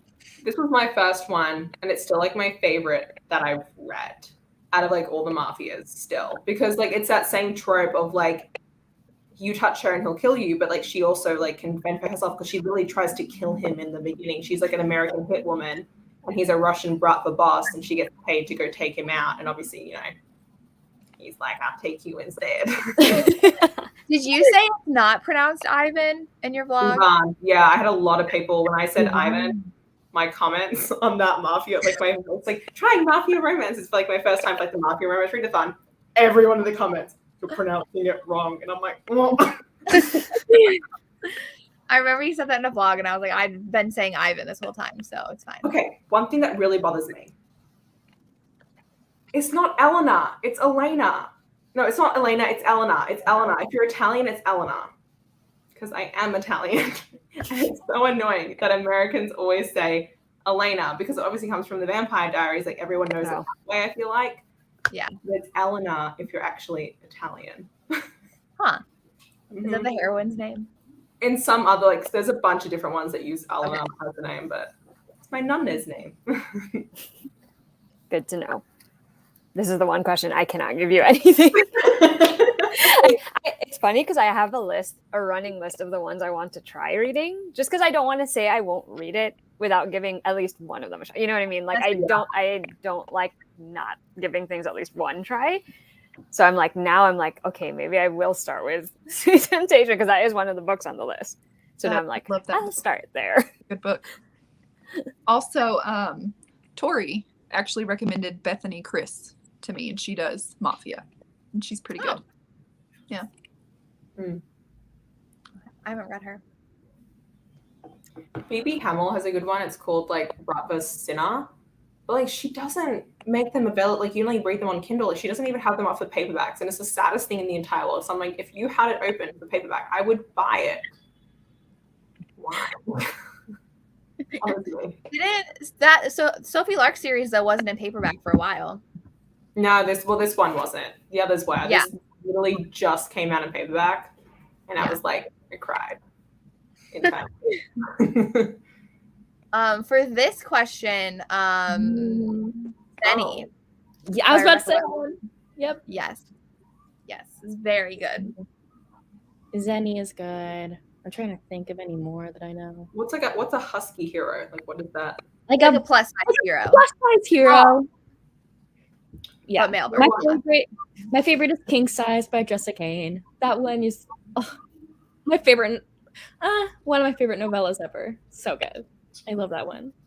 This is literally my thesis. Like I have a section in my thesis on this, and I was like, it's so messed up that like we are seeing like fat and plus size female heroines starting to come in, but we're not seeing it for heroes. Like Olivia Day did like a whole talk on it, and she's like, it's so like you literally can't find them. And I was like doing research to be like, can I find any? And I was like, I mean, technically, isn't the second Danny Brown? Isn't he?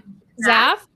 Zaf's a little. I don't know. He's a little bigger because he was a rugby He was an player. athlete. It's a little. Oh, yeah. I think he's a little thicker. I don't know if he's a plus size hero, per se. I think like kind of the way Gianna Darling describes her heroes, they're very, very like big men. So maybe someone like the Fallen books, especially like Zeus. But I'm not sure. I don't know. Whenever I think of Husky heroes, I think of literally the title Husky by Jessica Kane, and like that's what the cover looks like. So like heroes like that, you know? Like, Yeah. That's what I think of. But I agree, we don't have a lot in romance. Yeah. I know. And then there's some women out there, because I feel like a lot of publishers and a lot of women in general probably think, oh, that's not what women want, and women are the primary romance readers, which there are many of us who don't give a crap what men look like. We just care about how they act and they treat us. That's me personally, at least. And I'd love to see more bigger heroes. Yeah, definitely. Well, especially when you're reading historical romances and they all have like six-pack abs. I'm like, that is. Oh God. That's actually not how men were back then, but okay. That's so all of them. It's true. What, Madison? It never occurred to me. Like there are so many things about them that it's like it never occurred to me. Like really, how many of them are out getting six packs back and like they're not. They're in the gym. That was always like boxing gives them a six-pack, and I'm like, no, you have to like work out. But only boxing. I was watching kind of a different subject, but a little bit of the same. I was watching hockey with my husband the other day, and I'm like, I cannot tell you how many hockey romances that I've read, and none of them are missing teeth. Oh, and they're all attractive. Oh my gosh, that's right. There reminds me of the episode in How I Met Your Mother when like Robin is so attracted to men with missing teeth because they symbolizes hockey to her. I think that's hilarious. Oh. I'm not even thinking about 2022 yet. So. It's kind of hard to think about 2022, I'm not going to lie. But a lot of romances for the end of the year are being pushed back. I have one. Yeah. I have one. What's yours? Katie Roberts' monster book. Oh, yeah. Oh, I just saw that one. I'm so excited for that one. That cover. It's everything. Everything. When does the Viking one come out from Monica James, I think? Does it come out this year or next year? This year. I'm so excited for that one. The cover is so delicious. That one I'm very excited for. I have to look up when that comes out. I think it's November. It might be early December. Oh, you know what comes out in 2022 is House of Sky and Breath. So yeah, that's what I was going to say. That's like the only set thing I can think of at the moment, because I feel like I don't really know exactly what is coming out next year. I haven't like started looking into everything. Same. Yeah, because I don't make those videos until December-ish. I'm hoping that Ruby Dixon's next gen Ice Planet Barbarian series comes out next year. That's what I'm praying for. I hope you get it. She's done with the main series. Now I want all the children. Avery, you've read His Human Nanny, haven't you? By Michelle Mills? Yeah, so if I have to read either His Human Nanny or the second Ice Planet Barbarians, which one? I mean, we've already read the first one of Ice Planet Barbarians, and some people are different. They either love book 2 more than book 1, or they hate book 2 more than book 1. Like, it's never really a meh.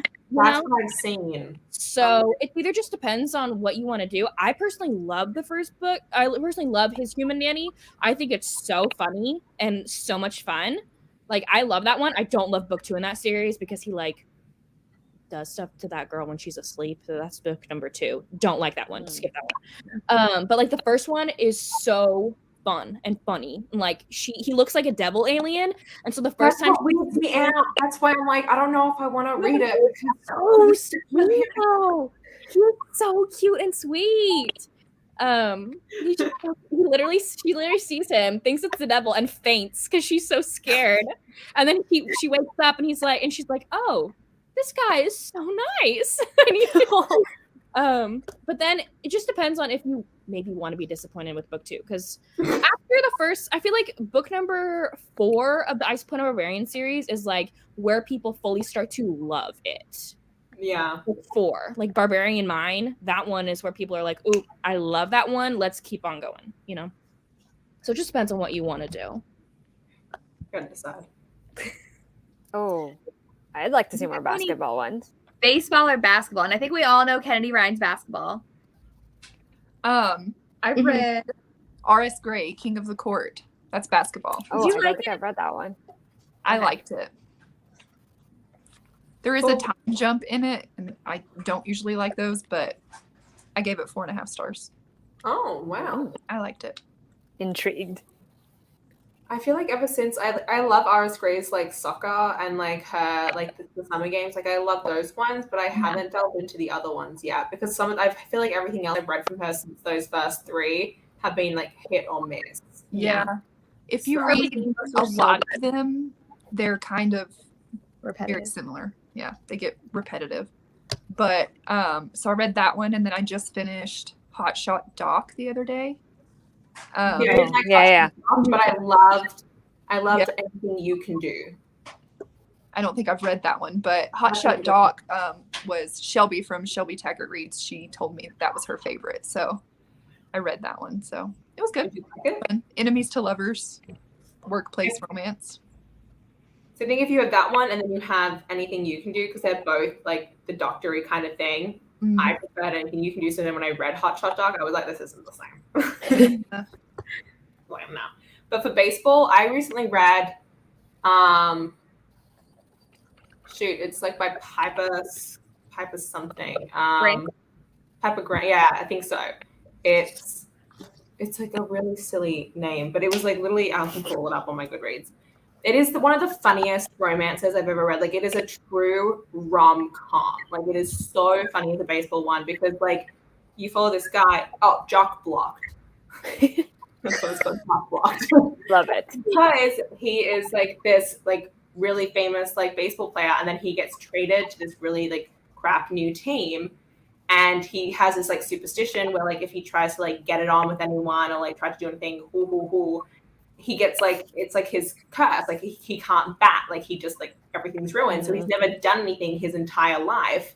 And then he gets traded to this bad team and he's like, well, screw it, doesn't matter if my curse happens now because they're a bad team anyway. So like me being a good player will matter. And then there's a girl and she's like a super fan of him. And she's like, she hears him like kind of getting with people and she's like, oh, no. I'm not letting you ruin this chance for my team to finally do well, having you on it. So I'm going to like prevent you at any stage from trying to get with anyone. And it's so funny. And she has 2 dads and they're both drag queens. Love it. But it's hilarious. You don't take it seriously. It's so funny.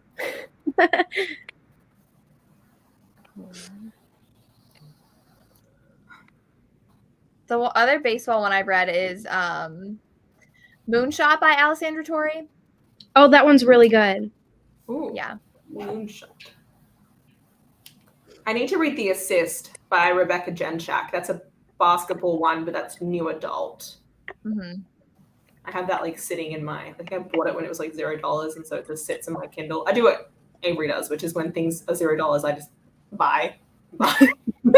It's the most sensible thing to do. And hopefully I make money from doing that by making a video about it. I did see someone comment about people of color in sports romances. One that people might not know, that one of the heroes is a athlete, is Neighborly by Kashina Jackson. One of those guys. Oh, yeah. It's a 4-person couple, 2 girl. No. Technically, I don't know how to describe it. It's very complicated. That's a neighbor romance too. Yes. So Neighborly, one of the guys in that whole situation, he is like a MMA fighter, boxer, fighter kind of person. I don't know how to describe them. But I thought that was really cool. I think I've only read one other romance book about a fighter, and that was like a Tessa Dare. The Tessa Dare Say Yes to the Marquess, like he's a fighter in that one. Yeah. That was really cool because you get to go. There's like scenes in the actual ring, and there's like tension between the hero and heroine while he's fighting, and she's like thinking he's so hot. It's fun. There's also the Alexa Martin series. Oh yes, the playbook series. Mm-hmm. Is it the football one? Yeah. Football. I haven't read them. Bold, Intercepted. I love those. Yes. And there's the sports. What else is there? It's right. The sport romances are very wide. Mm-hmm. They're majority also indie published too. There's not many sport romances that you see in Trad Pub. No. That's The Alexa true. Martin ones are the only ones I can think of in Trad Pub, actually. I mean, Zaf from Take a Hint, Danny Brown. He was a rugby player. Rugby player. Oh, that's right. Some books where like the hero was previously an athlete. Yeah. Well, and the Tessa Bailey one, right? Isn't he an athlete in that one? Oh, right. yeah. What is it called? Fix Her Up. That Her book. Up. He's an athlete, right? Okay. I just remembered that when you said it. True. I was like, Nope. romance subscription box you like. I think the one that Oh, I was sent. The only one I had is discontinued. I think they stopped making boxes for Bay Crate. Yeah, bakery Oh, stuff. yeah. But Hello Lovely's new author is Christina C. Jones, and I'm so excited. I have, like, it's so funny. I literally downloaded Getting Schooled just before that was announced. And it was announced. And I was like, why does this author sound familiar? And then I was like on my Kindle and I go, oh, wow. I've also been recently getting the Belle book box and the Mystic book box. Belle can be hit or miss depending, because I feel like sometimes they do like the high school like bully romances. And I don't love high school bully romance. Like I like bully romances, but not high school ones. And sometimes do veer into that, whereas their Mystic box is all dark romances. Yeah. And those are all like more adult. So I definitely vibe more there. But it just depends. And they're like the special edition, like hardcover versions. I know there's one box that does just like new romance releases. I know that Amanda from the Naughty Librarian unboxes them sometimes. I forget what box that is. Oh, I haven't heard of this one. I don't have money, so I don't. I can't buy book box. The one that, yeah. Oh, I've never heard of this one either. Technically, there's a new Illumicrate one. The After. Oh, that's right. After Dark or After Light. I can't remember if it's dark or light. I wanted those Talia Hibbert ones so bad. They're very pretty. But they didn't. I wanted them to come out with like new covers, but they were just the hardcover covers, like straight edges. Yeah. I think that they're going to be trying to do more like special stuff later on, but romance, the Trad Pub romance world is very like iffy about changing a lot of things. Oh, are they? Like, and also with it being a UK box, there's like a lot of difficulties with that. Like if the book has like a UK like versus a US version, there's like a lot of weird stuff that goes For into YA all the time. Yeah, but it depends. I've learned a lot of this stuff. It's like way more than you would expect. The way that Bookish Box does it, that like makes it so easy for them to do it, is they buy the license to just do it themselves. The problem is if they're going through the public, that they're making the publisher do it, or if they're buying a license to just do it themselves. That's where the difference comes in. You learn something new every day. Any good historical romances you guys have read lately? Ooh. What I read this year that I loved. Let me think. Goodreads. I know, I'm like, I read the entire Wallflower series this year and the entire Bridgerton series this year. So good. I just finished the Wallflowers literally last week. I finished Scandal in Spring. I know, I've been seeing you slowly read them on Goodreads. Well, which one did you like best? This is always my favorite question. That's hard. I think maybe Devil in Winter. Everybody says Devil in Winter. I mean, it's also my favorite. So you're I know, not it's my favorite. It's so good. I love it. That one's one I love. Which one did I read this year? Scandal that I in really Spring liked? doesn't get enough like hype. I agree, actually. When I reread it, the first time I read it, I think I was just too hyper-focused on Devil in Winter, and then it happened. What am I saying? It happened once. No, it happened in autumn.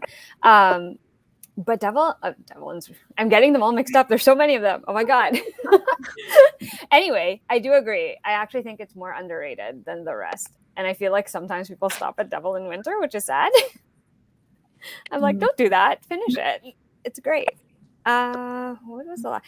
Well, actually, it's funny because the one that I most recently read and loved, I almost gave it 5 stars. There was just one thing about it that I didn't love. It's actually also Lisa Kleypa's book. It's the new Ravenel's book, Devil in Disguise.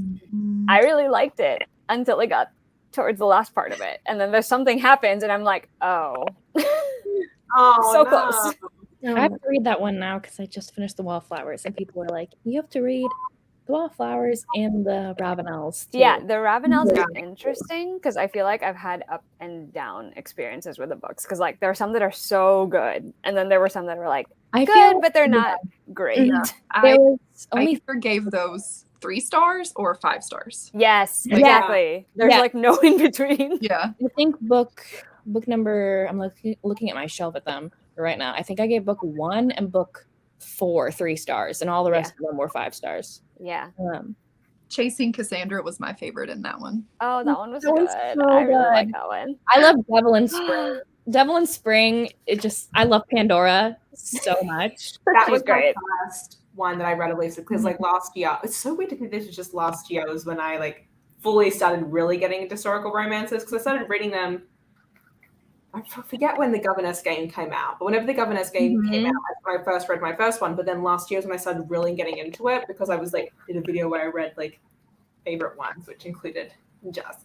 But I read Devil in Spring, because I think that was one of like, maybe it was like one that Lacey really enjoyed.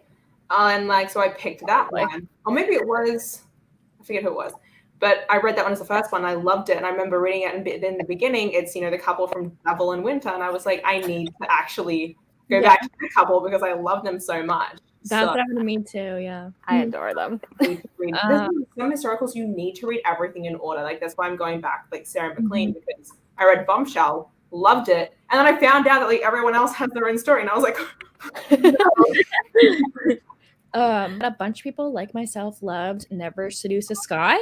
I was about to say, I haven't read it yet. I love that one, but I recently read book 2 to that one, and man, that one's good too. I don't think it's as good, but it's really good, and it's another more emotional one, and that one's called Highlander Most Wanted. I really like that one. ooh. the other book she has written is In Bed with a Highlander. That one's really good too. I love that one. I really like it. And I'm really excited for Eric Richards' new one. I have a book recommendation, but it's not a historical that I wish more people would read. Okay. So if you want to talk about fantasy romance, because I love fantasy romance, one of my top 5 favorite books of the year now that I loved is Dragon Unleashed by Grace Draven. I really want to read that. It's a second book to Phoenix Unbound, but you have to read Phoenix. I learned like through reading it, you have to read Phoenix Unbound first to fully understand book 2. Okay. Really noted. Characters pop up, but it is beautiful. It is so good. I'm like on a companion. So beautiful. Like the hero is like a dragon shifter on a mission, and the heroine is a earth healer witch. Oh my gosh. It's so good. But you have to read book 1. Please read book 1 if you want the whole experience. But it's so good. Grace Draven is a goddess. I love her. Is it the same couple or are they? No, okay, so book 1 is like a gladiator romance with a witch. He's a gladiator, she's a witch. Did you like it? I loved that one too. Okay. I think I gave that one 4.5 out of 5 stars. This one I gave 5 stars. Okay. Well, it's $1.99 right now. You meet the heroine in Dragon Unleashed book 2 in Phoenix Unbound, the first book. Okay. She like ends up saving the heroine from book 1, and like one of my favorite characters of all time is the heroine's mother, because her mother pops up in that book too. Because her mother has a disability where she's like an old woman, but her brain is as developed as a 5-year-old or 10-year-old child, you know? And the way the hero takes care of this woman's mother is just like, oh my, I love it already. So you meet the heroine in book 1. And then the main reason why I think you should read book 1 first is because the villain is the same for both stories. Okay. And you don't hate her as much as you should if you don't read book 1. Okay. Yeah. Got it. Well, book 1 is on sale right now, so it's $1.99. I own book 1. I need to get to that. I think Yes, have Riley both of says them. there's a caretaking scene. Oh, I love that. Didn't you just do a video of that, Avery, of yes, caretaking? I did. All the tropes we're talking about, just go, we'll look at Avery's video. Yeah. I've like made a new system on Goodreads though, where I love. It's so easy to make trope videos with my new system on Goodreads. I personally love making trope videos. They're so fun. You make it easy if I ever have to look for something, though. I just know I can go in and just Google in your job. Search my Goodreads. Like I have like over 500 shelves on Goodreads based on trope. Wow. Because Love every it. book that I read, I subcategorize it in every single tag. So you can, if you ever need any recommendation of any kind and any trope, just go to my Goodreads. You don't even look at my video.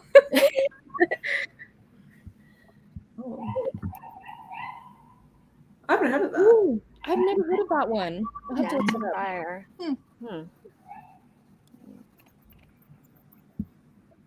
Let's Sorry, see. click on that. Any last minute recommendations? We have 4 minutes. That went very fast. Oh, the cover is beautiful for that book. I'm looking at it now.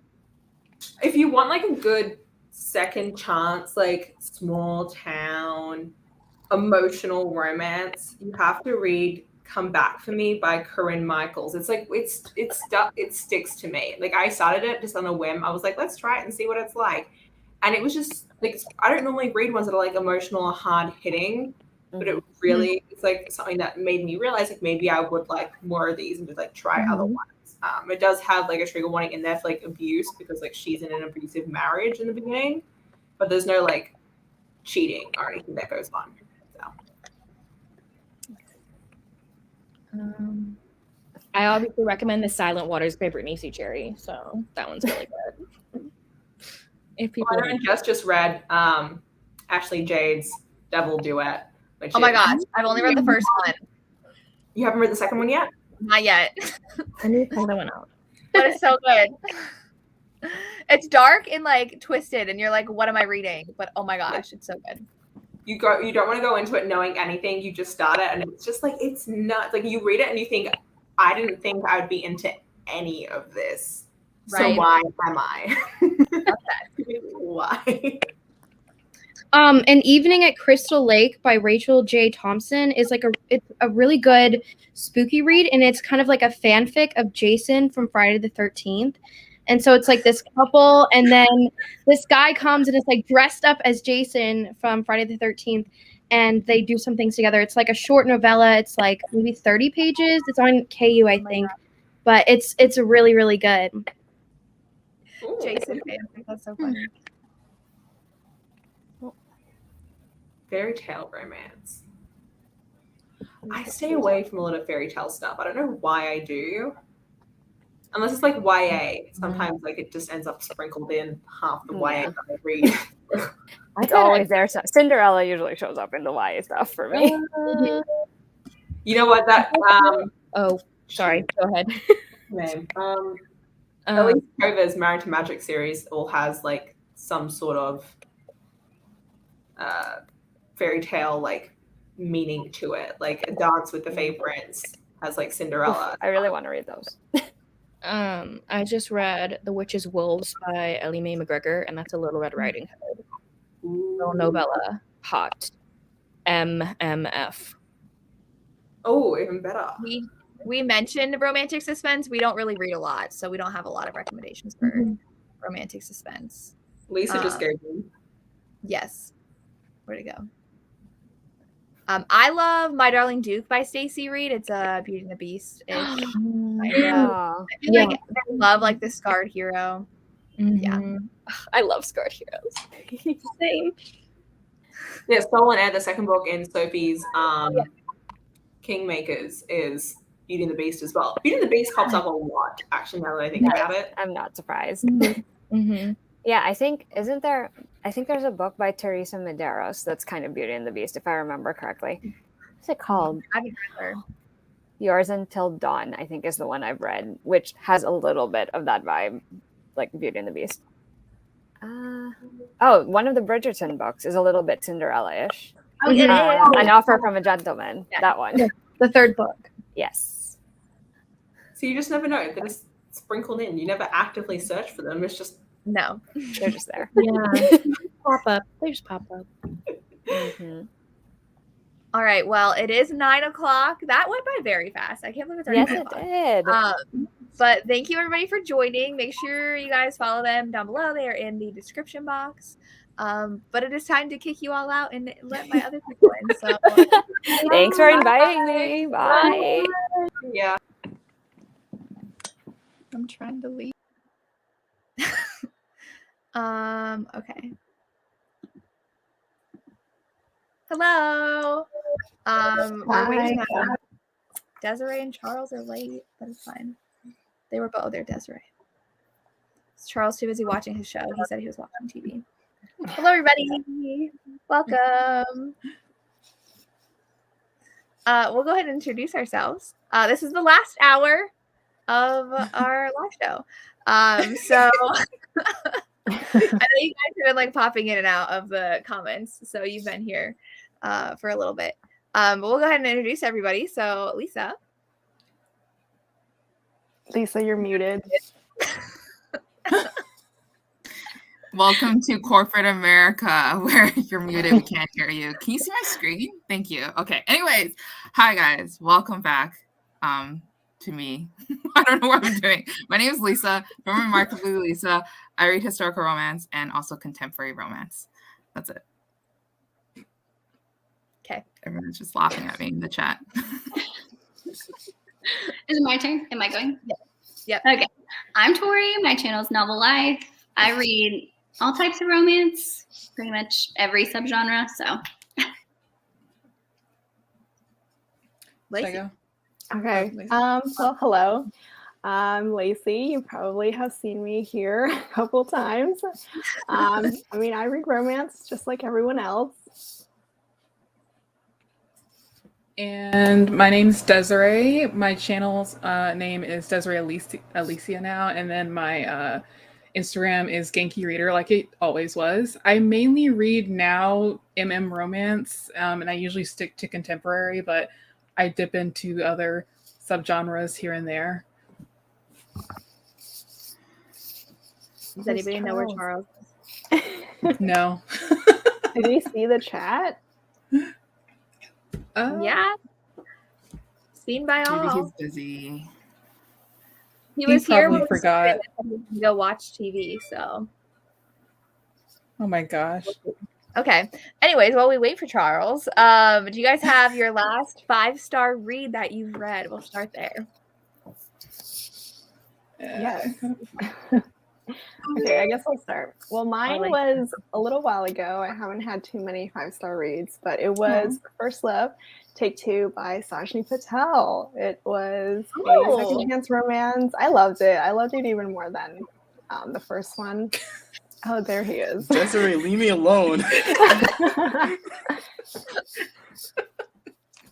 I'm glad you liked it, though. I'm excited for that one. Mm-hmm.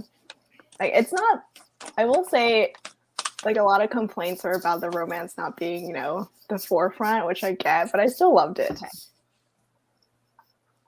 Did I? No, I didn't. Charles, you want to introduce yourself? What a surprise. Charles is late. Carrie. Okay, I'm 3 minutes late. Okay. This is the roasting hour. We're just going to start My dog just wants to show me love, okay? Okay, hi everyone. I'm Charles from the channel Books on Stereo. Great intro. Hey, better late than never. It's like when you go to a party, you never go at the time it starts. You always show up 5 minutes late. I was on mute, so. We're off to a great start, 9 p.m. Can I go with my last 5-star read? Yeah. Okay, I read Cynthia Eden, Jinx, You're It, which is like book number 3 in her like Trouble for Hire series. And it's like a romantic suspense series. And I'm like eagerly awaiting for book number 4 because it involves the evil villain mafia boss character finding love and falling in love with a girl that is like totally good for her, like too good for him. But anyways, Jinx, you're it. It was a surprise for me that I actually gave it a 5 out of 5 because it involved a character who was like a comedian type, and like I don't typically like the guys that are joking around and being a jokester most of the times, but he won me over with this book, and he was like a protective alpha hero, falling in love with someone that he closely worked with on secret missions and things like that. So anyways, that's my 5 out of 5 romantic suspense rec. I found mine. Should I go? Go ahead. Sure. Okay, so mine is called Muscle and Bone by Mary Calms, and it's the only book that I liked reading during the Paranormal Romance Readathon. The other two are unfortunately duds, but this one is an Omegaverse novel. I know Lacey knows, but do the rest of you guys know what Omegaverse is? No, I've heard of it. Okay, so it's like one of my favorite subgenres, especially in manga, but basically it's like the whole structure of the world is a little bit different where you have people, this one's more of a werewolf site. There's a lot of different like fingers in different places, but on the werewolf side, they have like omegas and alphas and betas, and alphas are obviously at the top and omegas are at the bottom. And our book is about an omega named Avery, who's like a different type of omega who he's been raised like an alpha, so he doesn't do things that other omegas do. He doesn't dress up pretty. He doesn't wear makeup. He doesn't make himself presentable for alphas, and he's a police officer. And of course, since he's different from other omegas, he attracts like the most top-ranking alpha of all of them, which they call in this book a sign. It was really, really good, and I really liked the hero Graham, who's the sign. It was amazing. I think it was like a 9 or 10-hour audiobook. I loved it. Tori's back. Oh, we can't hear you. Tori, maybe you're not muted. You're not muted. Her mic is behind her thing, though. Is that why? Does it work now? No. That was a good point. Doesn't Tori like that? Welcome to the last hour of technical difficulties. Oh my god, can you hear me now? Yeah. And the dog. The dog. Sorry. I'm back. Okay. Brittany's behind me. We're sharing an office, so it's just okay. Anybody else have a 5-star read? Recent. Hold on, let me check my Goodreads. Oh, I had to check my Goodreads earlier. Well, because I don't actually rate books. I like wait till I have like a chunk of them, and then I just rate them all at once. No, that's interesting. I didn't know you did that. Yeah, I do that. That's why like it's at 44, but every book on there has been read. I just haven't rated it. Love that. Let's see. I'm gonna do the one I recommended, Desiree, but then she like shot down. Stop. It's The Guy Next Door by Joe Satoria. It's an MM novella. I don't know how to describe it. When Desiree asked me what the plot was, I'm like, I don't know, but it was steamy. Yeah, so AKA no plot. But it was good. Just look at the cover. Just look up the cover. The cover is really good. Okay, what's it called? I didn't even look up the cover. The guy, it's like it involves a kink. What is it called? But it's really well done. Yeah, it's really good. The Guy Next Door. Oh, the guy. Yeah. It's like only like 100 pages or something like that. But it's really steamy. And of course, Desiree doesn't like really steamy reads. I need plot. It was going to be steamy. I need some plot behind it. Everyone's coming after Charles. It's okay. Hey. Lacey knows. Like what my thing with Jessica Kane, I'm like, I can't It needs to He like chapter 2. complains that there's It needs too chapter much 1 or plot chapter 2. in Something needs to Jessica happen. Kane. Oh my She god. has no plot. She has Exactly. tropes. Jessica Kane has plots, but they make zero sense. At the end of the Well, book, that's you're the like, point. wait, what? It's tropes and steamy times. That's all Jessica Kane does. Be real. Like There's her no Halloween plot. one, I never read the that cover one. doesn't match like what the actual book is at all. I haven't The read it yet. stalker heroine. It's Yeah. a stalker hero. Actually, I haven't read any of her novellas in a while. It's been a minute. Tori, do you have a 5-star read? Yeah, I actually just finished it while I was working today. It's Battle Royal by Lucy Parker. They're both like bakers. If you watch like Great British Bake Off, it's just like that kind of. It was really, I didn't expect it to be a 5-star read just because it's like the traditionally published cartoon cover, you know, like whatever. But I listened to the audiobook and it was really good. I really love that one. That was 5-star for me. I do have that on my TBR. They have like it's around the wedding. The princess is getting married, and they have to like fight over who's gonna like make her cake, and it was really cute. Do you guys have any? So I was watching Lisa's video this morning of Christmas romances. Do you guys have any Christmas romance recommendations? I do. Go, Lisa, since you have the video. Well, hers was on PBR, so. What? Right? Oh yeah, What I was read a PBR? bunch of it already after I filmed it. I read a bunch of it already, but there was one that I forgot to include because I didn't own a physical copy of it. But this one's called "Meet Me in London" by Georgia Toffolo, and it was released actually last year, but it's re-released this year in the American markets, I think, because it was published in the UK first, and then Harlequin like moved it to America. But anyways, I completely forgot. It's a fashion designer. And then the hero is the owner of this, like, he's the son of this, like, owner of this really big department store in London. And he is supposedly supposed to inherit the business. And then, so he's, like, running these shops. And then he needs a girlfriend for Christmas holidays because his parents really want him to be in a relationship. So there's a fake dating plot that turns into something more, obviously. And then meanwhile, he also helps boost her career because she's a fashion designer, so she can design clothes to sell these clothes in his department stores. And then surprisingly, it was really good. I didn't think that it was going to be this good, but I gave it a 4 out of 5 stars. Really liked it. And it was set around Christmas. So that's why, like, it's a Christmas holiday romance. But anyways, that's it. My library has the app. Yeah, just downloaded it. So the one that I read actually not too long ago, Kira Andrews, which if you've been following me on my Instagram or my Goodreads, I've been like binging all of her books. She has a holiday anthology of Christmas books, and the one that I liked the best and gave 5 stars is called Santa Daddy. There is daddy kink in it.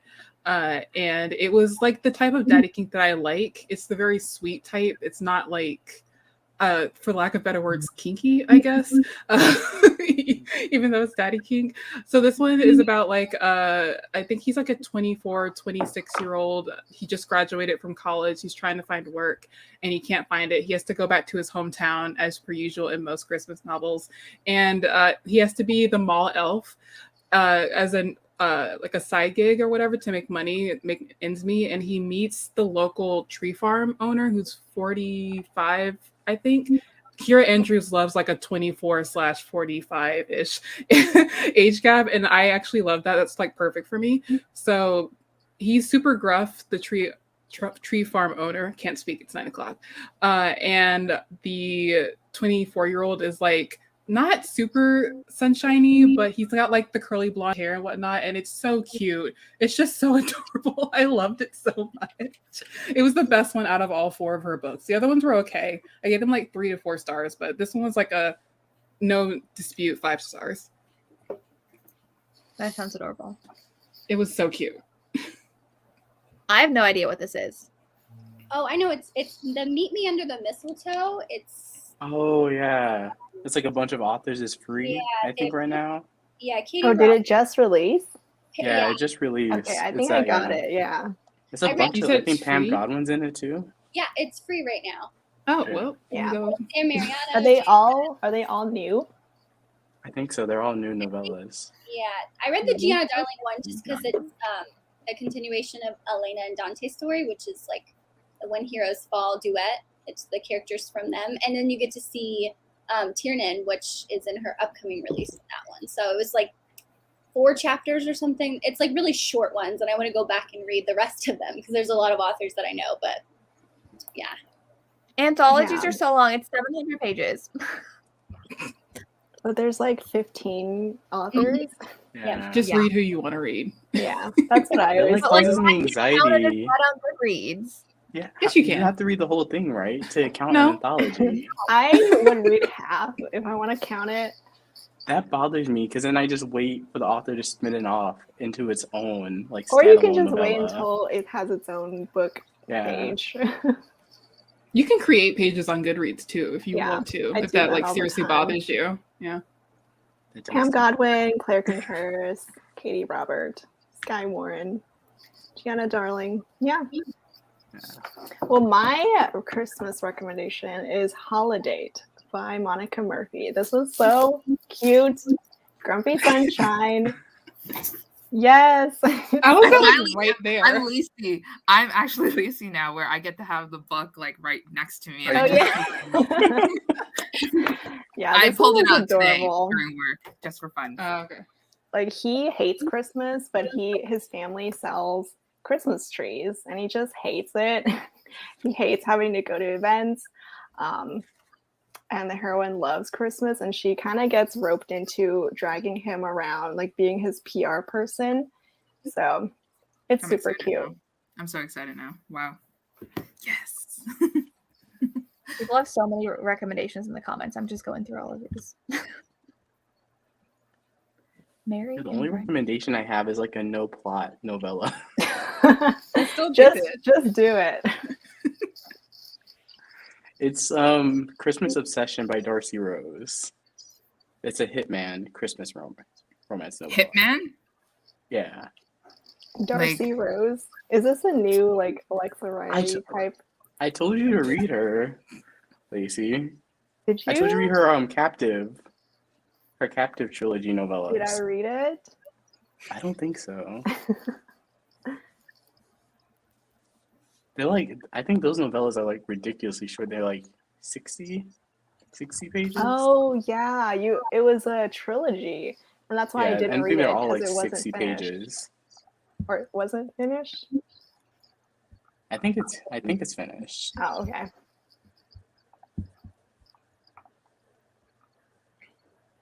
Do any of you guys have like books where you know that it's technically not good, but you like really love it, and like you just want to tell people to read it because you love it so much, but you know it's not good, so you feel It's like awkward 90% of the books I read. Yeah, like literally 90%. Oh yeah, the bully romance that we talked about. That like- you guys gave 4 or 5 stars. No. That I just I completely give it a trashed. 2, and then I And move then it up you to gave it a 4. 4. After I read it 3 times again, I'm like, okay, I have to be honest. What is this? What? It's the video on Charles's channel where we just talk about bully romances. Yeah. And it's C.L. Hallman, J.L. Beck. Yeah. What's it called? I think The Bet. Betting right? on you. Oh yeah, The The Bet. Bet or The something. Bet. Yeah. The Bet. Oh, okay. You haven't read it, Jess? She doesn't No. Just need look to up read on Goodreads, the reviews. I mean, I would not recommend it, but yeah. I wouldn't recommend it either. Because Jess is a teacher, she doesn't condone bullying, so I don't think she'll like enjoy it. She'll be like, "The heck is this?"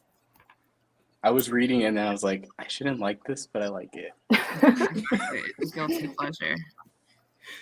Well, I brought that up because like I've been texting Charles about this series that I started reading. It's called the Good Bad Idea series by this author called Aurelia Zoelle, ARIELLAZOELLE. Can't spell. My God, it's 9:00.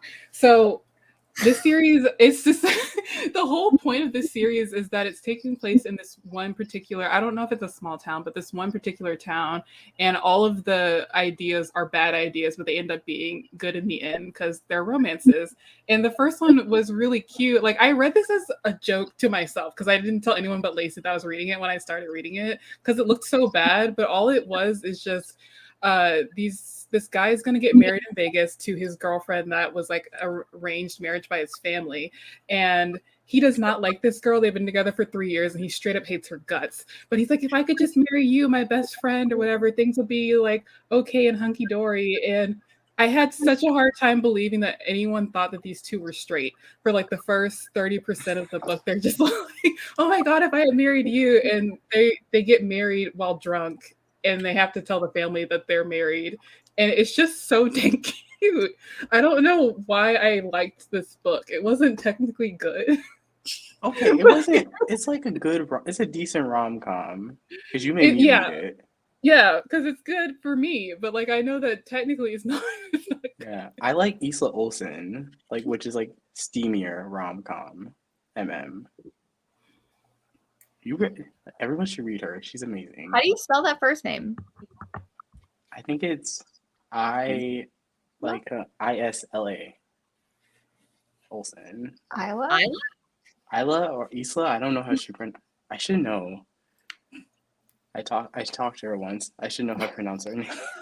Normally, no, but they're really short, quick, really funny. They're like who kind of like Megan Quinn. She's like the Megan Quinn of I would say, like same steam level, same humor, but really quick reads. That's how I would like picture. I think most of her books are on audio too. I could back that. She's kind of similar to Megan Quinn. Yeah. And I did like her books. Those were cute. Yeah, they're good. Yeah. It's like a family of brothers.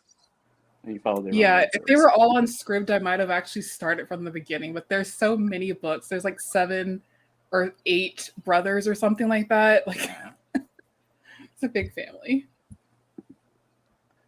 I think the one about Alexa Riley, like any Alexa Riley book or any Jessica Kane book, falls under that category. I'm not embarrassed. I love The Mechanic though. That was a good one. The Coach? The Coach? Yeah, the whole series. The whole series got me. The Mr. and Mrs. series where they're stranded on an island. Yeah. I was like, whoa, get me there on this island. I want to be on this island. Forget about this. That everyone likes me. I have a long list. Controversial here. I have a long list of books. Wait, what? Like the books that everyone likes, but you don't. We can lose friendships here right now. Like, I just all the TL Swan series. Everyone you don't like it. You don't like it? It's so blah to me. Like the most average thing, and I hate her dialogue. I hate it. I'm like, wow, that's actually something. Usually, like, I have to do a full review for the third book because it just got on my nerves too much. Oh, I can think of one. I know that this is probably gonna break some hearts, but The Unhoneymooners by Christina Lauren. Oh no, I agree with you. I couldn't stand that thing. Oh my God. Like towards the middle, I was like, oh yeah, this is okay. It's kind of cute. And then after the middle, I absolutely hated the rest of that book. I couldn't stand it. I did not like him at the end of that book. The ones that non-steamy romance that I love, you and Lacey don't like.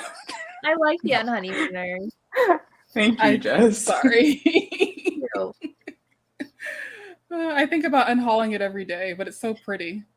Oh yeah, Red, White, and Royal Blue. I haven't read it yet still. Yeah, that one was not great. Oh yeah, you read that one. Yeah. I love that. I like that one too. I love the political talk, but I think that's just me. I do like. I actually didn't mind the political stuff. I just wasn't into the romance. Yeah. People love Red, White, and Royal Blue, and I still haven't picked that book up. I never read it either. I think the writing's a little bit hard to get into. Ooh. I actually kind of agree. I talked about this with Charles. Like, some things she's just not good at writing. Such like, as? I forgot what book we read, building. but we dragged it. Wait.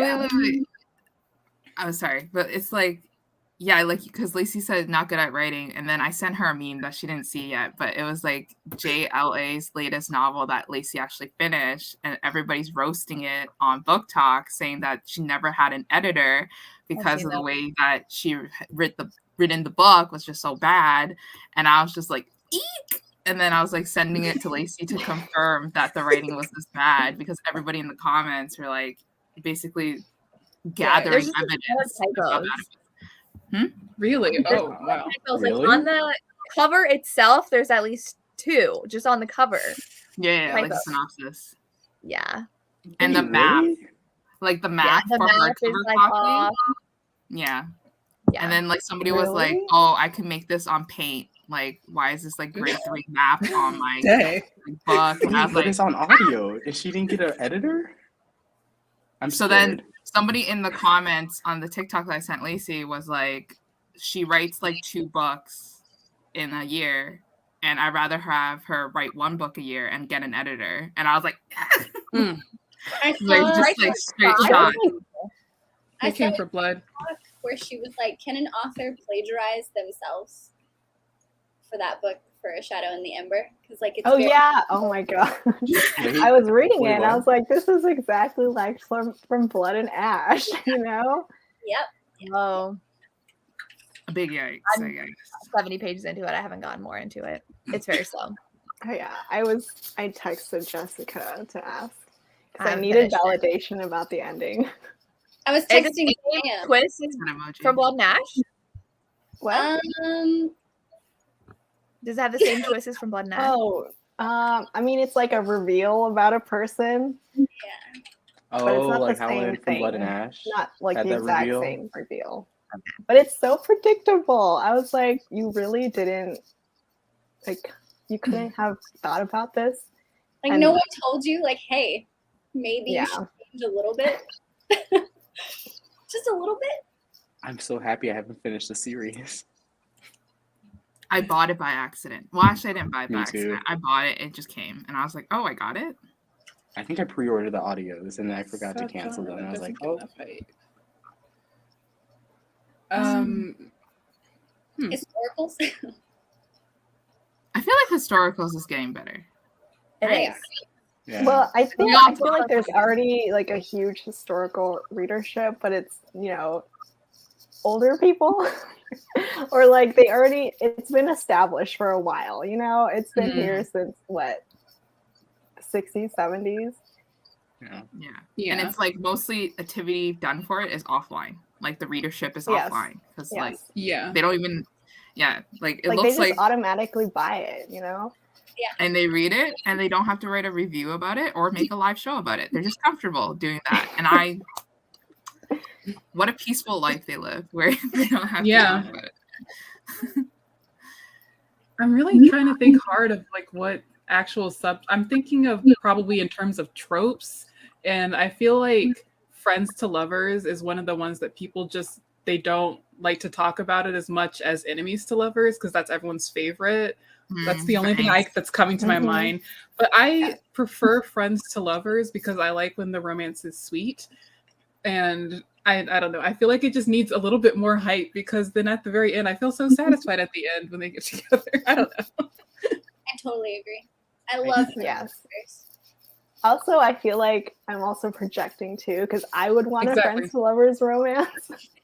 Yep, that's me.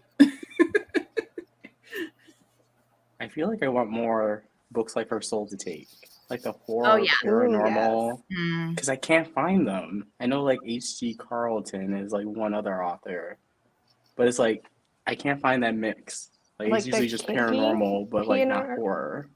A little bit. I feel like paranormal, it has a sort of feeling of early 2000s to it as a genre to me, which is why it probably fell off the wagon because vampires and other things in that genre were like super big in early 2000, and we just kind of Yeah, man. For it, we'll have our like resurgence. Like we had the Twilight Renaissance, so we'll probably have a PNR Renaissance, and everything comes back in a cycle. But yeah, it's kind of fallen. Or it's kind of shifted to fantasy romance. Yeah, because now there are vampires in fantasy. That's why For Blood and Ash confuses me. Because I'm like, they're vampires and werewolves, but it's fantasy. Mm-hmm. I don't know how to differentiate that. Is it because of the world that she like created this whole other world? Yeah, it's high fantasy. Maybe. Okay. Yeah, I would say romantic suspense is also like underrated. Nobody really talks about. Yeah. I know of a couple authors, but I haven't read a ton that is like it's just romantic suspense, not like a contemporary with a romantic suspense subplot. Because I feel like there's a lot of those. Because a lot of authors like to do that, but make it more contemporary. Oh, Riley, you should read, I suggested this earlier, but the Black and Blue series by Lily Morton is a horror romance duology, probably going to be a series. She's not sure yet, says the author. Wait, that's a horror? I thought it was It's just a basically romance. horror, because I mean, like, especially the second book, I was very scared. Oh. I do agree, though. Monster romances are, like, becoming a hit now. Yeah, TikTok has just made that a whole sensation, I feel like. I feel like, Lacey, you scarred me with that CM Nacosta. Because I just happened to look at the end, and I saw the picture before I read the book. Oh, you did? Oh, it was just like playing with, I was like, this is like, he's, what? Oh, no. Honestly, I'm surprised you were shocked, because you... I was shocked.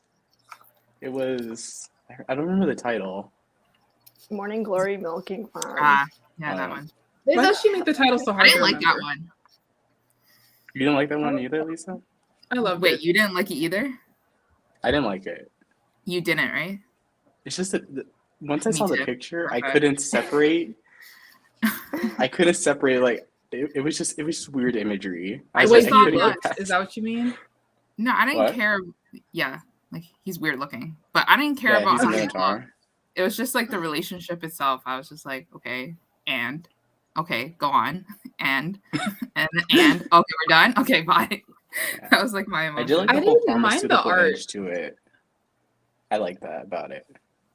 Yeah. I actually thought the art was fine, but like the illustration of him. I really like established relationships in romance. I think that's one thing I really want to see more of. I want to see like a relationship go through everything that everybody kind of goes through with that realistic, aspects of life, like getting married, having a child, and those issues that come along with it. That's why I think I'm really attached to like the Confession of Shopaholic series, because I can see her grow into her new life as a mother, as a wife, as like a part of his family. So then that's why I really like those series. I think I like them if they like fall in love, if we see them fall in love and then it goes into it and then we keep going. Because if it's just starting off at them being a couple, then I haven't had time to get invested in you as people. You're already a unit. So if I can't separate you yet, then I'm not really interested. So like I love the In Death series, which we've been talking about a lot tonight, but that one has this established. Came up, yeah. It's such a good series. Such a good series. Yeah, He's one of my In Death is favorite so heroes. good. Yes, I agree. But There's love also a Married Nina Lane series. What? A Nina Lane series about a married couple. And like you do get to see the flashbacks of them first meeting and falling in love, but it's mostly them being married, but also having troubles in their marriage. He used to be her professor, and it's just there's an age gap, I think. And it was so good. I love that series. What was it called? What's it called? Send it. The Spiral of Bliss series. Oh gosh, that title. It sounds angsty. And It is. Stevie. Is it?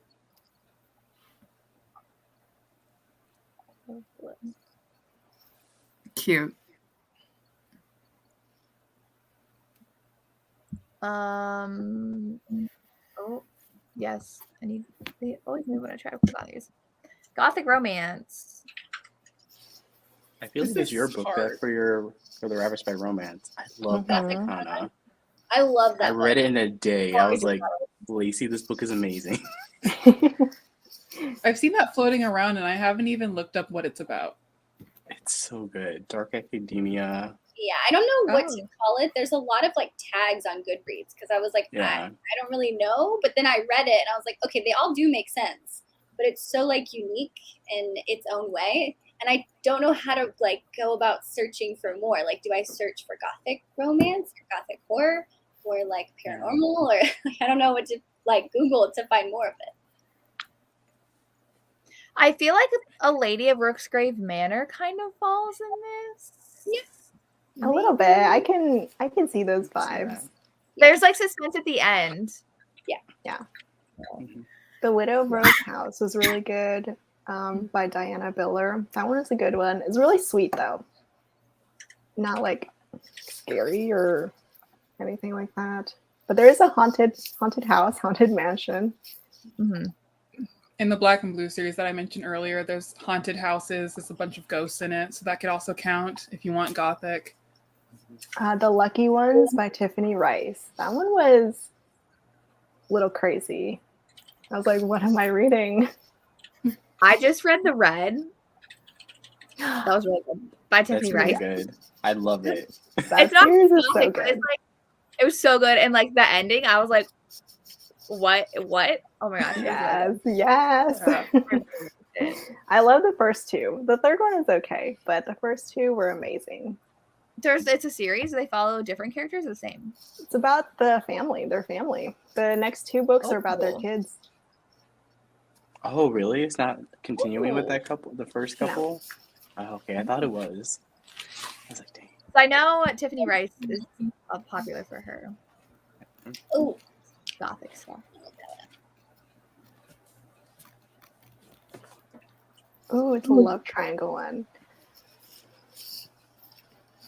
See, I just bought a Victoria Holt box set, and I was looking to see if I had that one. I do not. Oh, gosh. I bought this because I was like, I really want to get into Gothic romances, and I heard that she was like the queen of Gothic romances. Really? But the covers are kind of pretty. Okay. Is she an older author? Yeah. She's like from like the 60s and stuff. Those look in really good condition. Yeah. I know. They're like brand mint. Some clean stuff. I no longer like This love one, triangles. What was it called? It was The Black Swan by... The Black Swan Affair? Yes. Okay. I haven't read that one. Who's that by? By K.L. Krieg. Kreig. That one was really good, and I could not tell who she was going to pick in the end. So she decides to take both.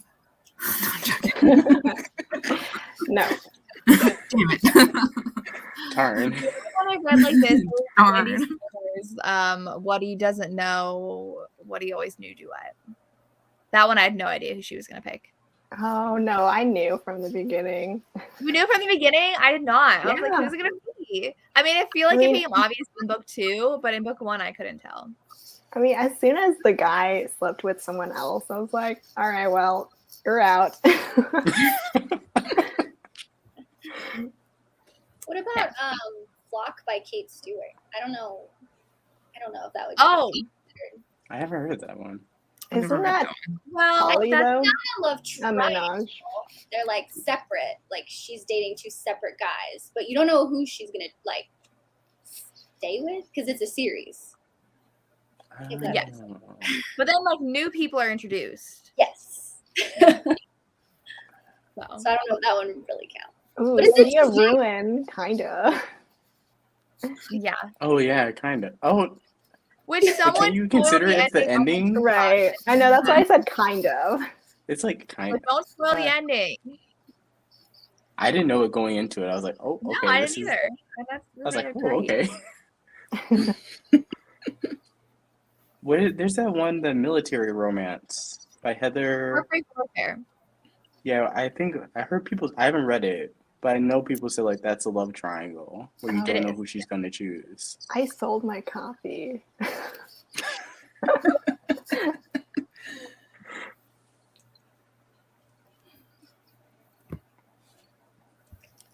What else do people want? Everybody's been asking for romantic suspense, which is very surprising.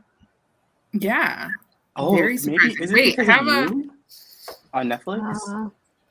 Is that why people are in the mood for? Because of what? The show. All I You. know are The show you. authors, like That's like. Rebecca Zanetti. Wait, hold on. I have Cynthia Eden.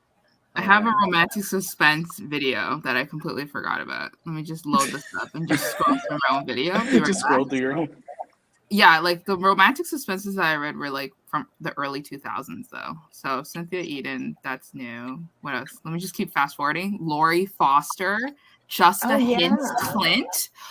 Girl, like wow, that was a good one. Just a Hint. I used to read Laurie Foster, yeah. You know, and I think now she's boring, but I don't know. I have a bunch of her books I haven't read yet. But Just a Hint Clint, I read that when I was in high school, and I was like, I want to be kidnapped right now. Like, so this girl gets kidnapped, and then the hero is like a private investigator, buff, stoic man, and then he has to come and rescue her. But then he starts to think that the fiance of the girl, like the heroine, is like off, like a little bit off. And then, so she's like really scared because she's like, I've just been kidnapped. And she's a little damsel in distress because this is like early 2000s. And then he she always sticks to him because she's so scared. And then it's just so cute. And then they fall in love, obviously. And it's like that hero protecting the girl. Anyways, that was a ramble. Laurie Foster, Just a Hint Clint, guys. I need to read Whiskey Beach. Julie James, who I loved. She was like one of the first romance authors that I read. Her whole FBI U.S. Attorney series was so good. Yes. Eat that up. Eat it. I ate it. Another one that I liked was Victoria Dahl, Talk Me Down. She was an erotic romance author writing in a small town under like a name. And then she gets like threats. And then she's like, what's happening? Am I going crazy? Like she's like by herself in this cabin in the small town. And then the town sheriff is like sent to like investigate her claims, and they fall in love. So it was so cute. What was the last name? Dahl? Yes. Isn't she like an early 2000s writer? Oh yes. These are all early 2000s. Yeah. Man. Desiree, any good Nora Roberts one? Well, she's already recommended Whiskey Beach, which I haven't read yet. I'm trying to think. Dang. Someone said this one. There was that one that I see. I've read like 10 Noras and then like 8 and then the JD Robb. So I don't have like a vast knowledge. I just collect all of her books. I'm trying to think of what was the one. Come Sundown is like the really good one that I read a couple years ago. Pretty sure that's what it's called. Come Sundown. Yeah, it's that an one's excellent the purple Nora. cover one, I think. Or no, white. It's white, white yeah. cover. Yeah, I remember. That one was excellent. I think about it often, to be honest. I'm the opposite of Lisa. I do not want to get kidnapped because that woman was down there for like 20 plus years. So listen, I want to be kidnapped and then rescued right away. Okay, you know? that's reasonable. Yeah, You know? just Actually, like a couple seconds. Just like a couple seconds, seconds, and then you get rescued. Just a couple seconds. Yeah. Just want to meet Jesus for a bit and then come back. Well, there's Arranged by R.K. Lilly. That one I love. So much good angst. A lot of good groveling at the end. Actually, most of my groveling romance books are arranged marriages. There's also Kiss an Angel by Susan Elizabeth Phillips, which is I think it's published in the 90s. Mm-hmm. It's a really old book, but I loved it. So good. It takes place in a, what do you call it? Circus? Kind of. It was really weird, but really good. The Bridge Kingdom. I mean, that's fantasy, but oh, that was really good. Yeah. That one's good. That was a good one. Yeah. Arranged marriage. I feel like I read a lot of them, but then also I don't. So I can't think of anything. Who is that in your DP, Jennifer? Who is this? What group is this? Let me know. I'm intrigued. Oh. There's so many guys. Is that 17? Or is, So is, many is that guys. NCT? It's so Or is it a blurry that I J-pop can't group? Or is it a J-pop group? I'm so intrigued by this. Okay. What are you looking at? I don't Love even know. scenario. Her icon to figure out what K-pop group it is. Oh, it's Jennifer. Okay, I was like, who? I'm Julie reading the Garland is just so unique. I feel Right. like it's really hard to find an author who writes like her or has a similar vibe to her. I own There's all like her it's books. a Julie Garwood charm to it. Are you talking about in own- like atmosphere? Sorry. Sorry, just keep going. Just keep going. Are you talking about like she's hard to like match an atmosphere, or like the heroes that she produces, or just everything? Yeah. Because I feel like if you like Julie Garwood, you're probably going to end up liking Nora, because their like heroes are really similar in my opinion. Where like they're super gruff, but like you have to like really dig deep down to get to like the gooey part. But I think that could be another author if you haven't tried her yet. But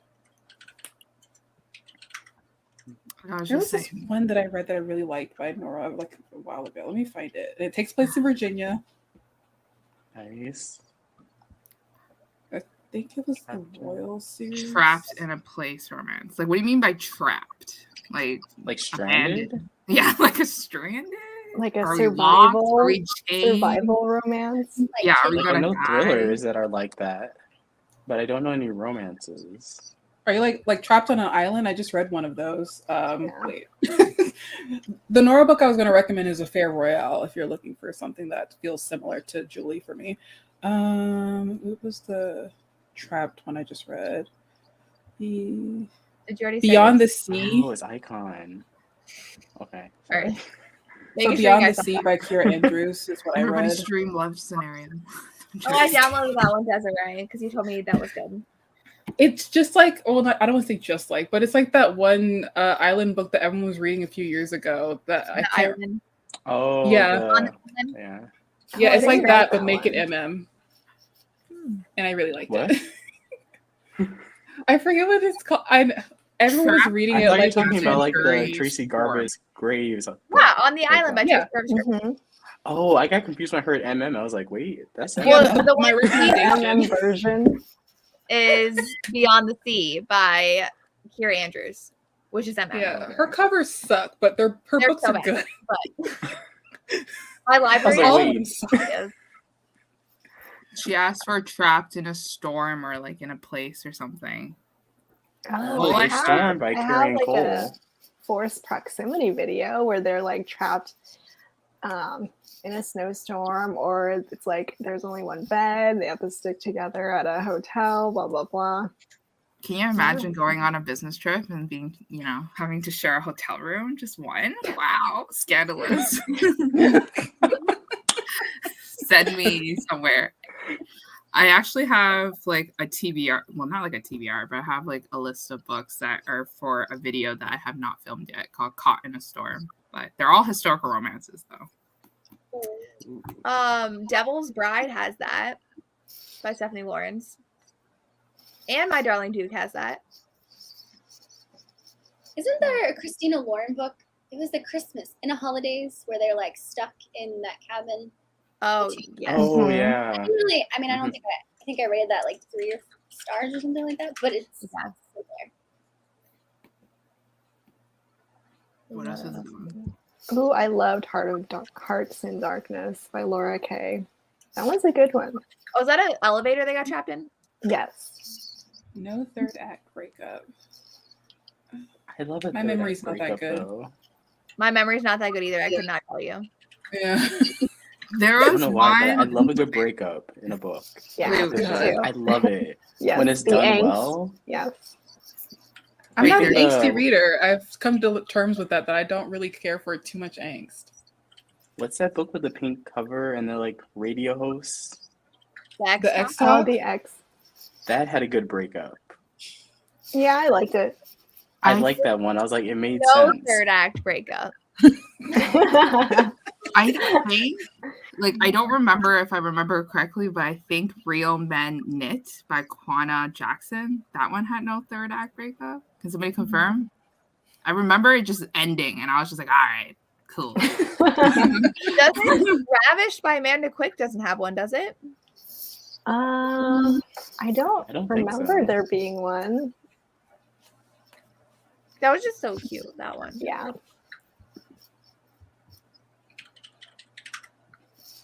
Ooh. Fighting Silence by Ali Martinez. They were like kids, like in their teens, and their like friendship is like 8 years long before they actually like get together. That's a good one. That's fighting, right? Like MMA. He's an MMA. I couldn't remember if it was boxing. Oh, is that the third one? In the series? I don't know.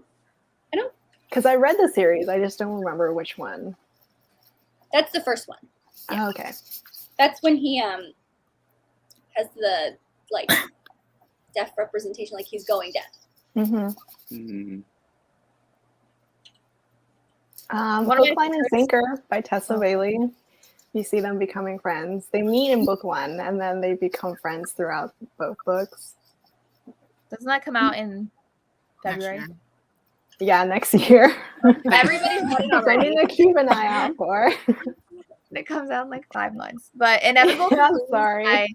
by Christina C. Jones. They're best friends for like 20 years, and then they get together. Oh, this one that I just read, it's called Happy Endings by Alice Winters. They're like frenemies, but they've been friends for like 300 years because he's a mage. And then they finally like get together after 300 years. But it's really funny. Oh my gosh, I've never laughed so much at a book. The jokes are all stupid, but they all hit right. So I loved it.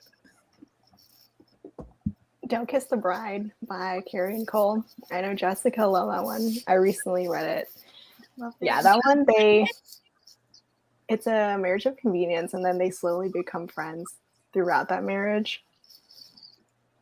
What's a bed and breakfast romance? What does that mean? Where they own, like, it's like a hotel. They own a bed and breakfast. What did you think? Oh, there's I only mentally out. I'm so confused. I was like, is it? You just got this book, Lacey. Yeah, The Inn on Sweetbriar Lane. The Inn on Sweetbriar Lane by, what's her name? Jeannie Chin. I thought you were gonna say that you didn't have bed and breakfasts in Canada, and I was gonna be like, "What?" No, I mean, I was just so confused. I was like, is this a trope? Is there a bed and then they have breakfast together? I was like, all right, but everybody's so excited about it, and I was like, okay, so like, what am I missing here? Like this trope. It's usually in small town romances. Yeah. I think Jennifer Probst has one, but I haven't read it. Oh yes, yeah, she does. Yeah. It was a trilogy about siblings who own a bed and breakfast. See, I love small town stuff, so you think I would have read more of them, but I haven't. A good female friend group. Basically, every historical romance has a good female friend group because they all, carry out into their own series and they have their own books. But Lenora Bell, she has like series that have characters from different books, like Julia Quinn. It's like a Julia Quinn world building. So Lenora did the same, where like some characters from a different series will show up in a new series. And it's pretty cool. It's pretty cute. I like it. I like Stacey Reed's new series. The Sinful Wallflowers. Sinful Wallflowers. Looks so pretty. The new one that's coming out in December. It's like blue, and I was like, wow. I just don't recommend the audio. For it. It's so pretty. I just read the books. Don't listen to the audio. Oh, they're bad? You haven't listened to it? Oh, I heard it. The narrator sucks. Like the narrator, like she's talks like she's out of breath for the whole entire book. And then when she drops into male voice, she adds some bass. When you listen to it, it's like I was like, I can't. I can't it's like deal with whispering this to book. you.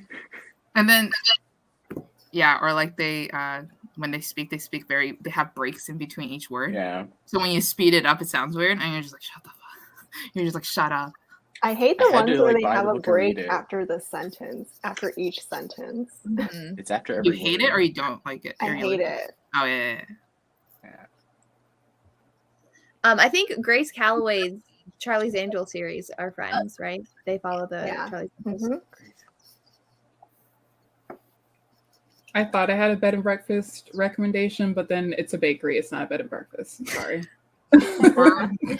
So close. It's so close. Mermaid Inn series by Jenny Holiday. They're in a small town, bed and breakfast. She doesn't want it, but she needs to fix it up to sell it. And then she sees her old high school flame, and she's like, "Oh shit, I love you." Oops, sorry. The last 5 minutes, you had to curse. Yeah, sorry. I meant shiz. Are you excited for Jenny Holiday's new book? Yeah. Duke actually.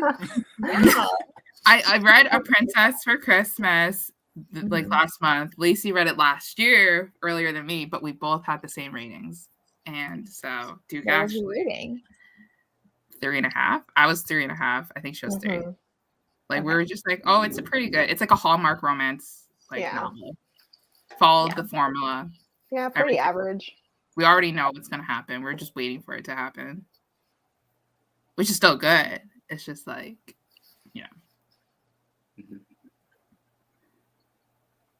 Okay, well, the last 5 minutes. Whoa, that just echoed. What is a romance you think everybody needs to read? Oh, that's easy. Her Soul to Take by Harley LaRue. I saw you guys mention it earlier, and I was like, everyone read this book.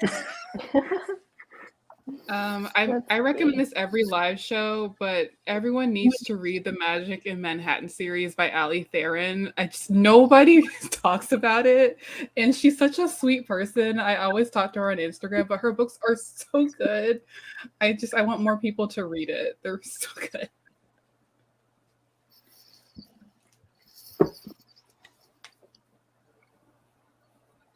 Anybody else? let me think. Let me scroll. I'm scrolling.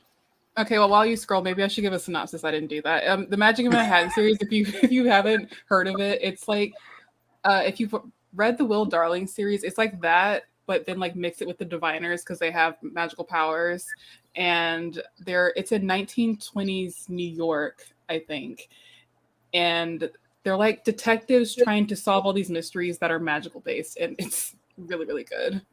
Oh, it's in a tall, small age gap romance as well.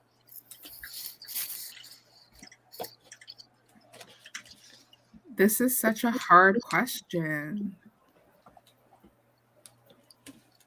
Okay, fine. I'll just give one that I've always been talking about. The Shannon Galen series, the Survivor series, book number 1 and book number 2. Third Sense of Charm and No Earls Allowed. I like those ones. Third Sense of Charm is so good. Yeah, they're so fun. I love it. I've been meaning to read that for like years. Honestly, I don't even know how I discovered it, but I'm glad I did. I remember Fran recommended it years ago, and I just haven't read it. One day. And then... I have Lore and Lust by Carla Nicole. I recently read it, I think in October or maybe September. It's an like paranormal romance, and it's friends to lovers. And there's 3 books in the series, so the couple kind of follows into the second book, but like another couple's introduced, and then like the third book's like a whole other separate couple. But the series is really good, and it's so unique the way like she created this like urban fantasy type world where there's different realms, and the romance is like so sweet. It's so cute. I really love it. It's a good one for October because it's paranormal too. So what's it called again? I need to write it down. Lore and Lust by Carla Nicole. Oh, I saw that on your channel. It's like the Two-Face cover. Like the covers are really pretty. I got it from Madison. She talked I about think I have that downloaded and I haven't read it yet. Yeah, she talked about it a couple months ago, and I had it on my Kindle, and then I just never read it. And I was like, you know what? Paranormal, why not? I'm going to read it. And I read it for the Paranormal Romance Readathon. Loved it.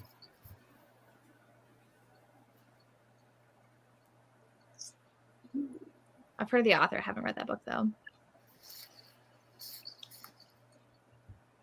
Any other last minute recommendations? I mean, I guess I'll say the Dark Side series by Christy Cunning. The urban fantasy series. Romance is pretty slow, but it's so good. Lots of action. 4 books. It picks up a book too. Romance does. Mm-hmm. I meant to recommend this when people were asking for fairy tale romances. The Snow Queen's Captive by Jill Miles. It's like an Ice Queen retelling, and it's very interesting. I've never read anything like it. It's a novella. It's very short. Yeah, The Snow Queen's Captive. It's in a series. I think it's the second best one. The best one is the Beauty and the Beast retelling, which is The Beast's Bride. You can totally skip The Mermaid's Night. That one was trash. I hated that one. I liked Choosing Theo by Victoria Aveline. It's like a TikTok book now, I guess, but it's an alien romance. I really like that one. It was really fun. Oh, Unhinged by Onley James. MM. Oh, I have to read that. It's on audio. The first book's on audio now.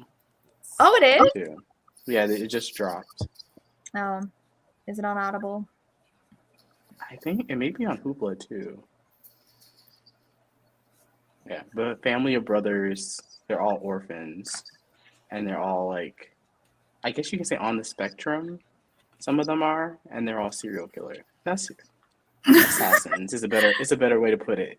They like take out people who can skirt the like lines of justice. It's like Dexter, but MM. And the second book's like slightly paranormal, too. Yeah. With the other hero. Yeah. Okay. I'll have to look that up. All right. Well, we are at our time. And then it's my bedtime. So thank you everybody for joining. Thank you everybody for watching. I hope you guys enjoyed. And that's all we have. So bye. Bye. It was awkward to end these things. I don't know how to say that. All right. Let's end. Bye, guys.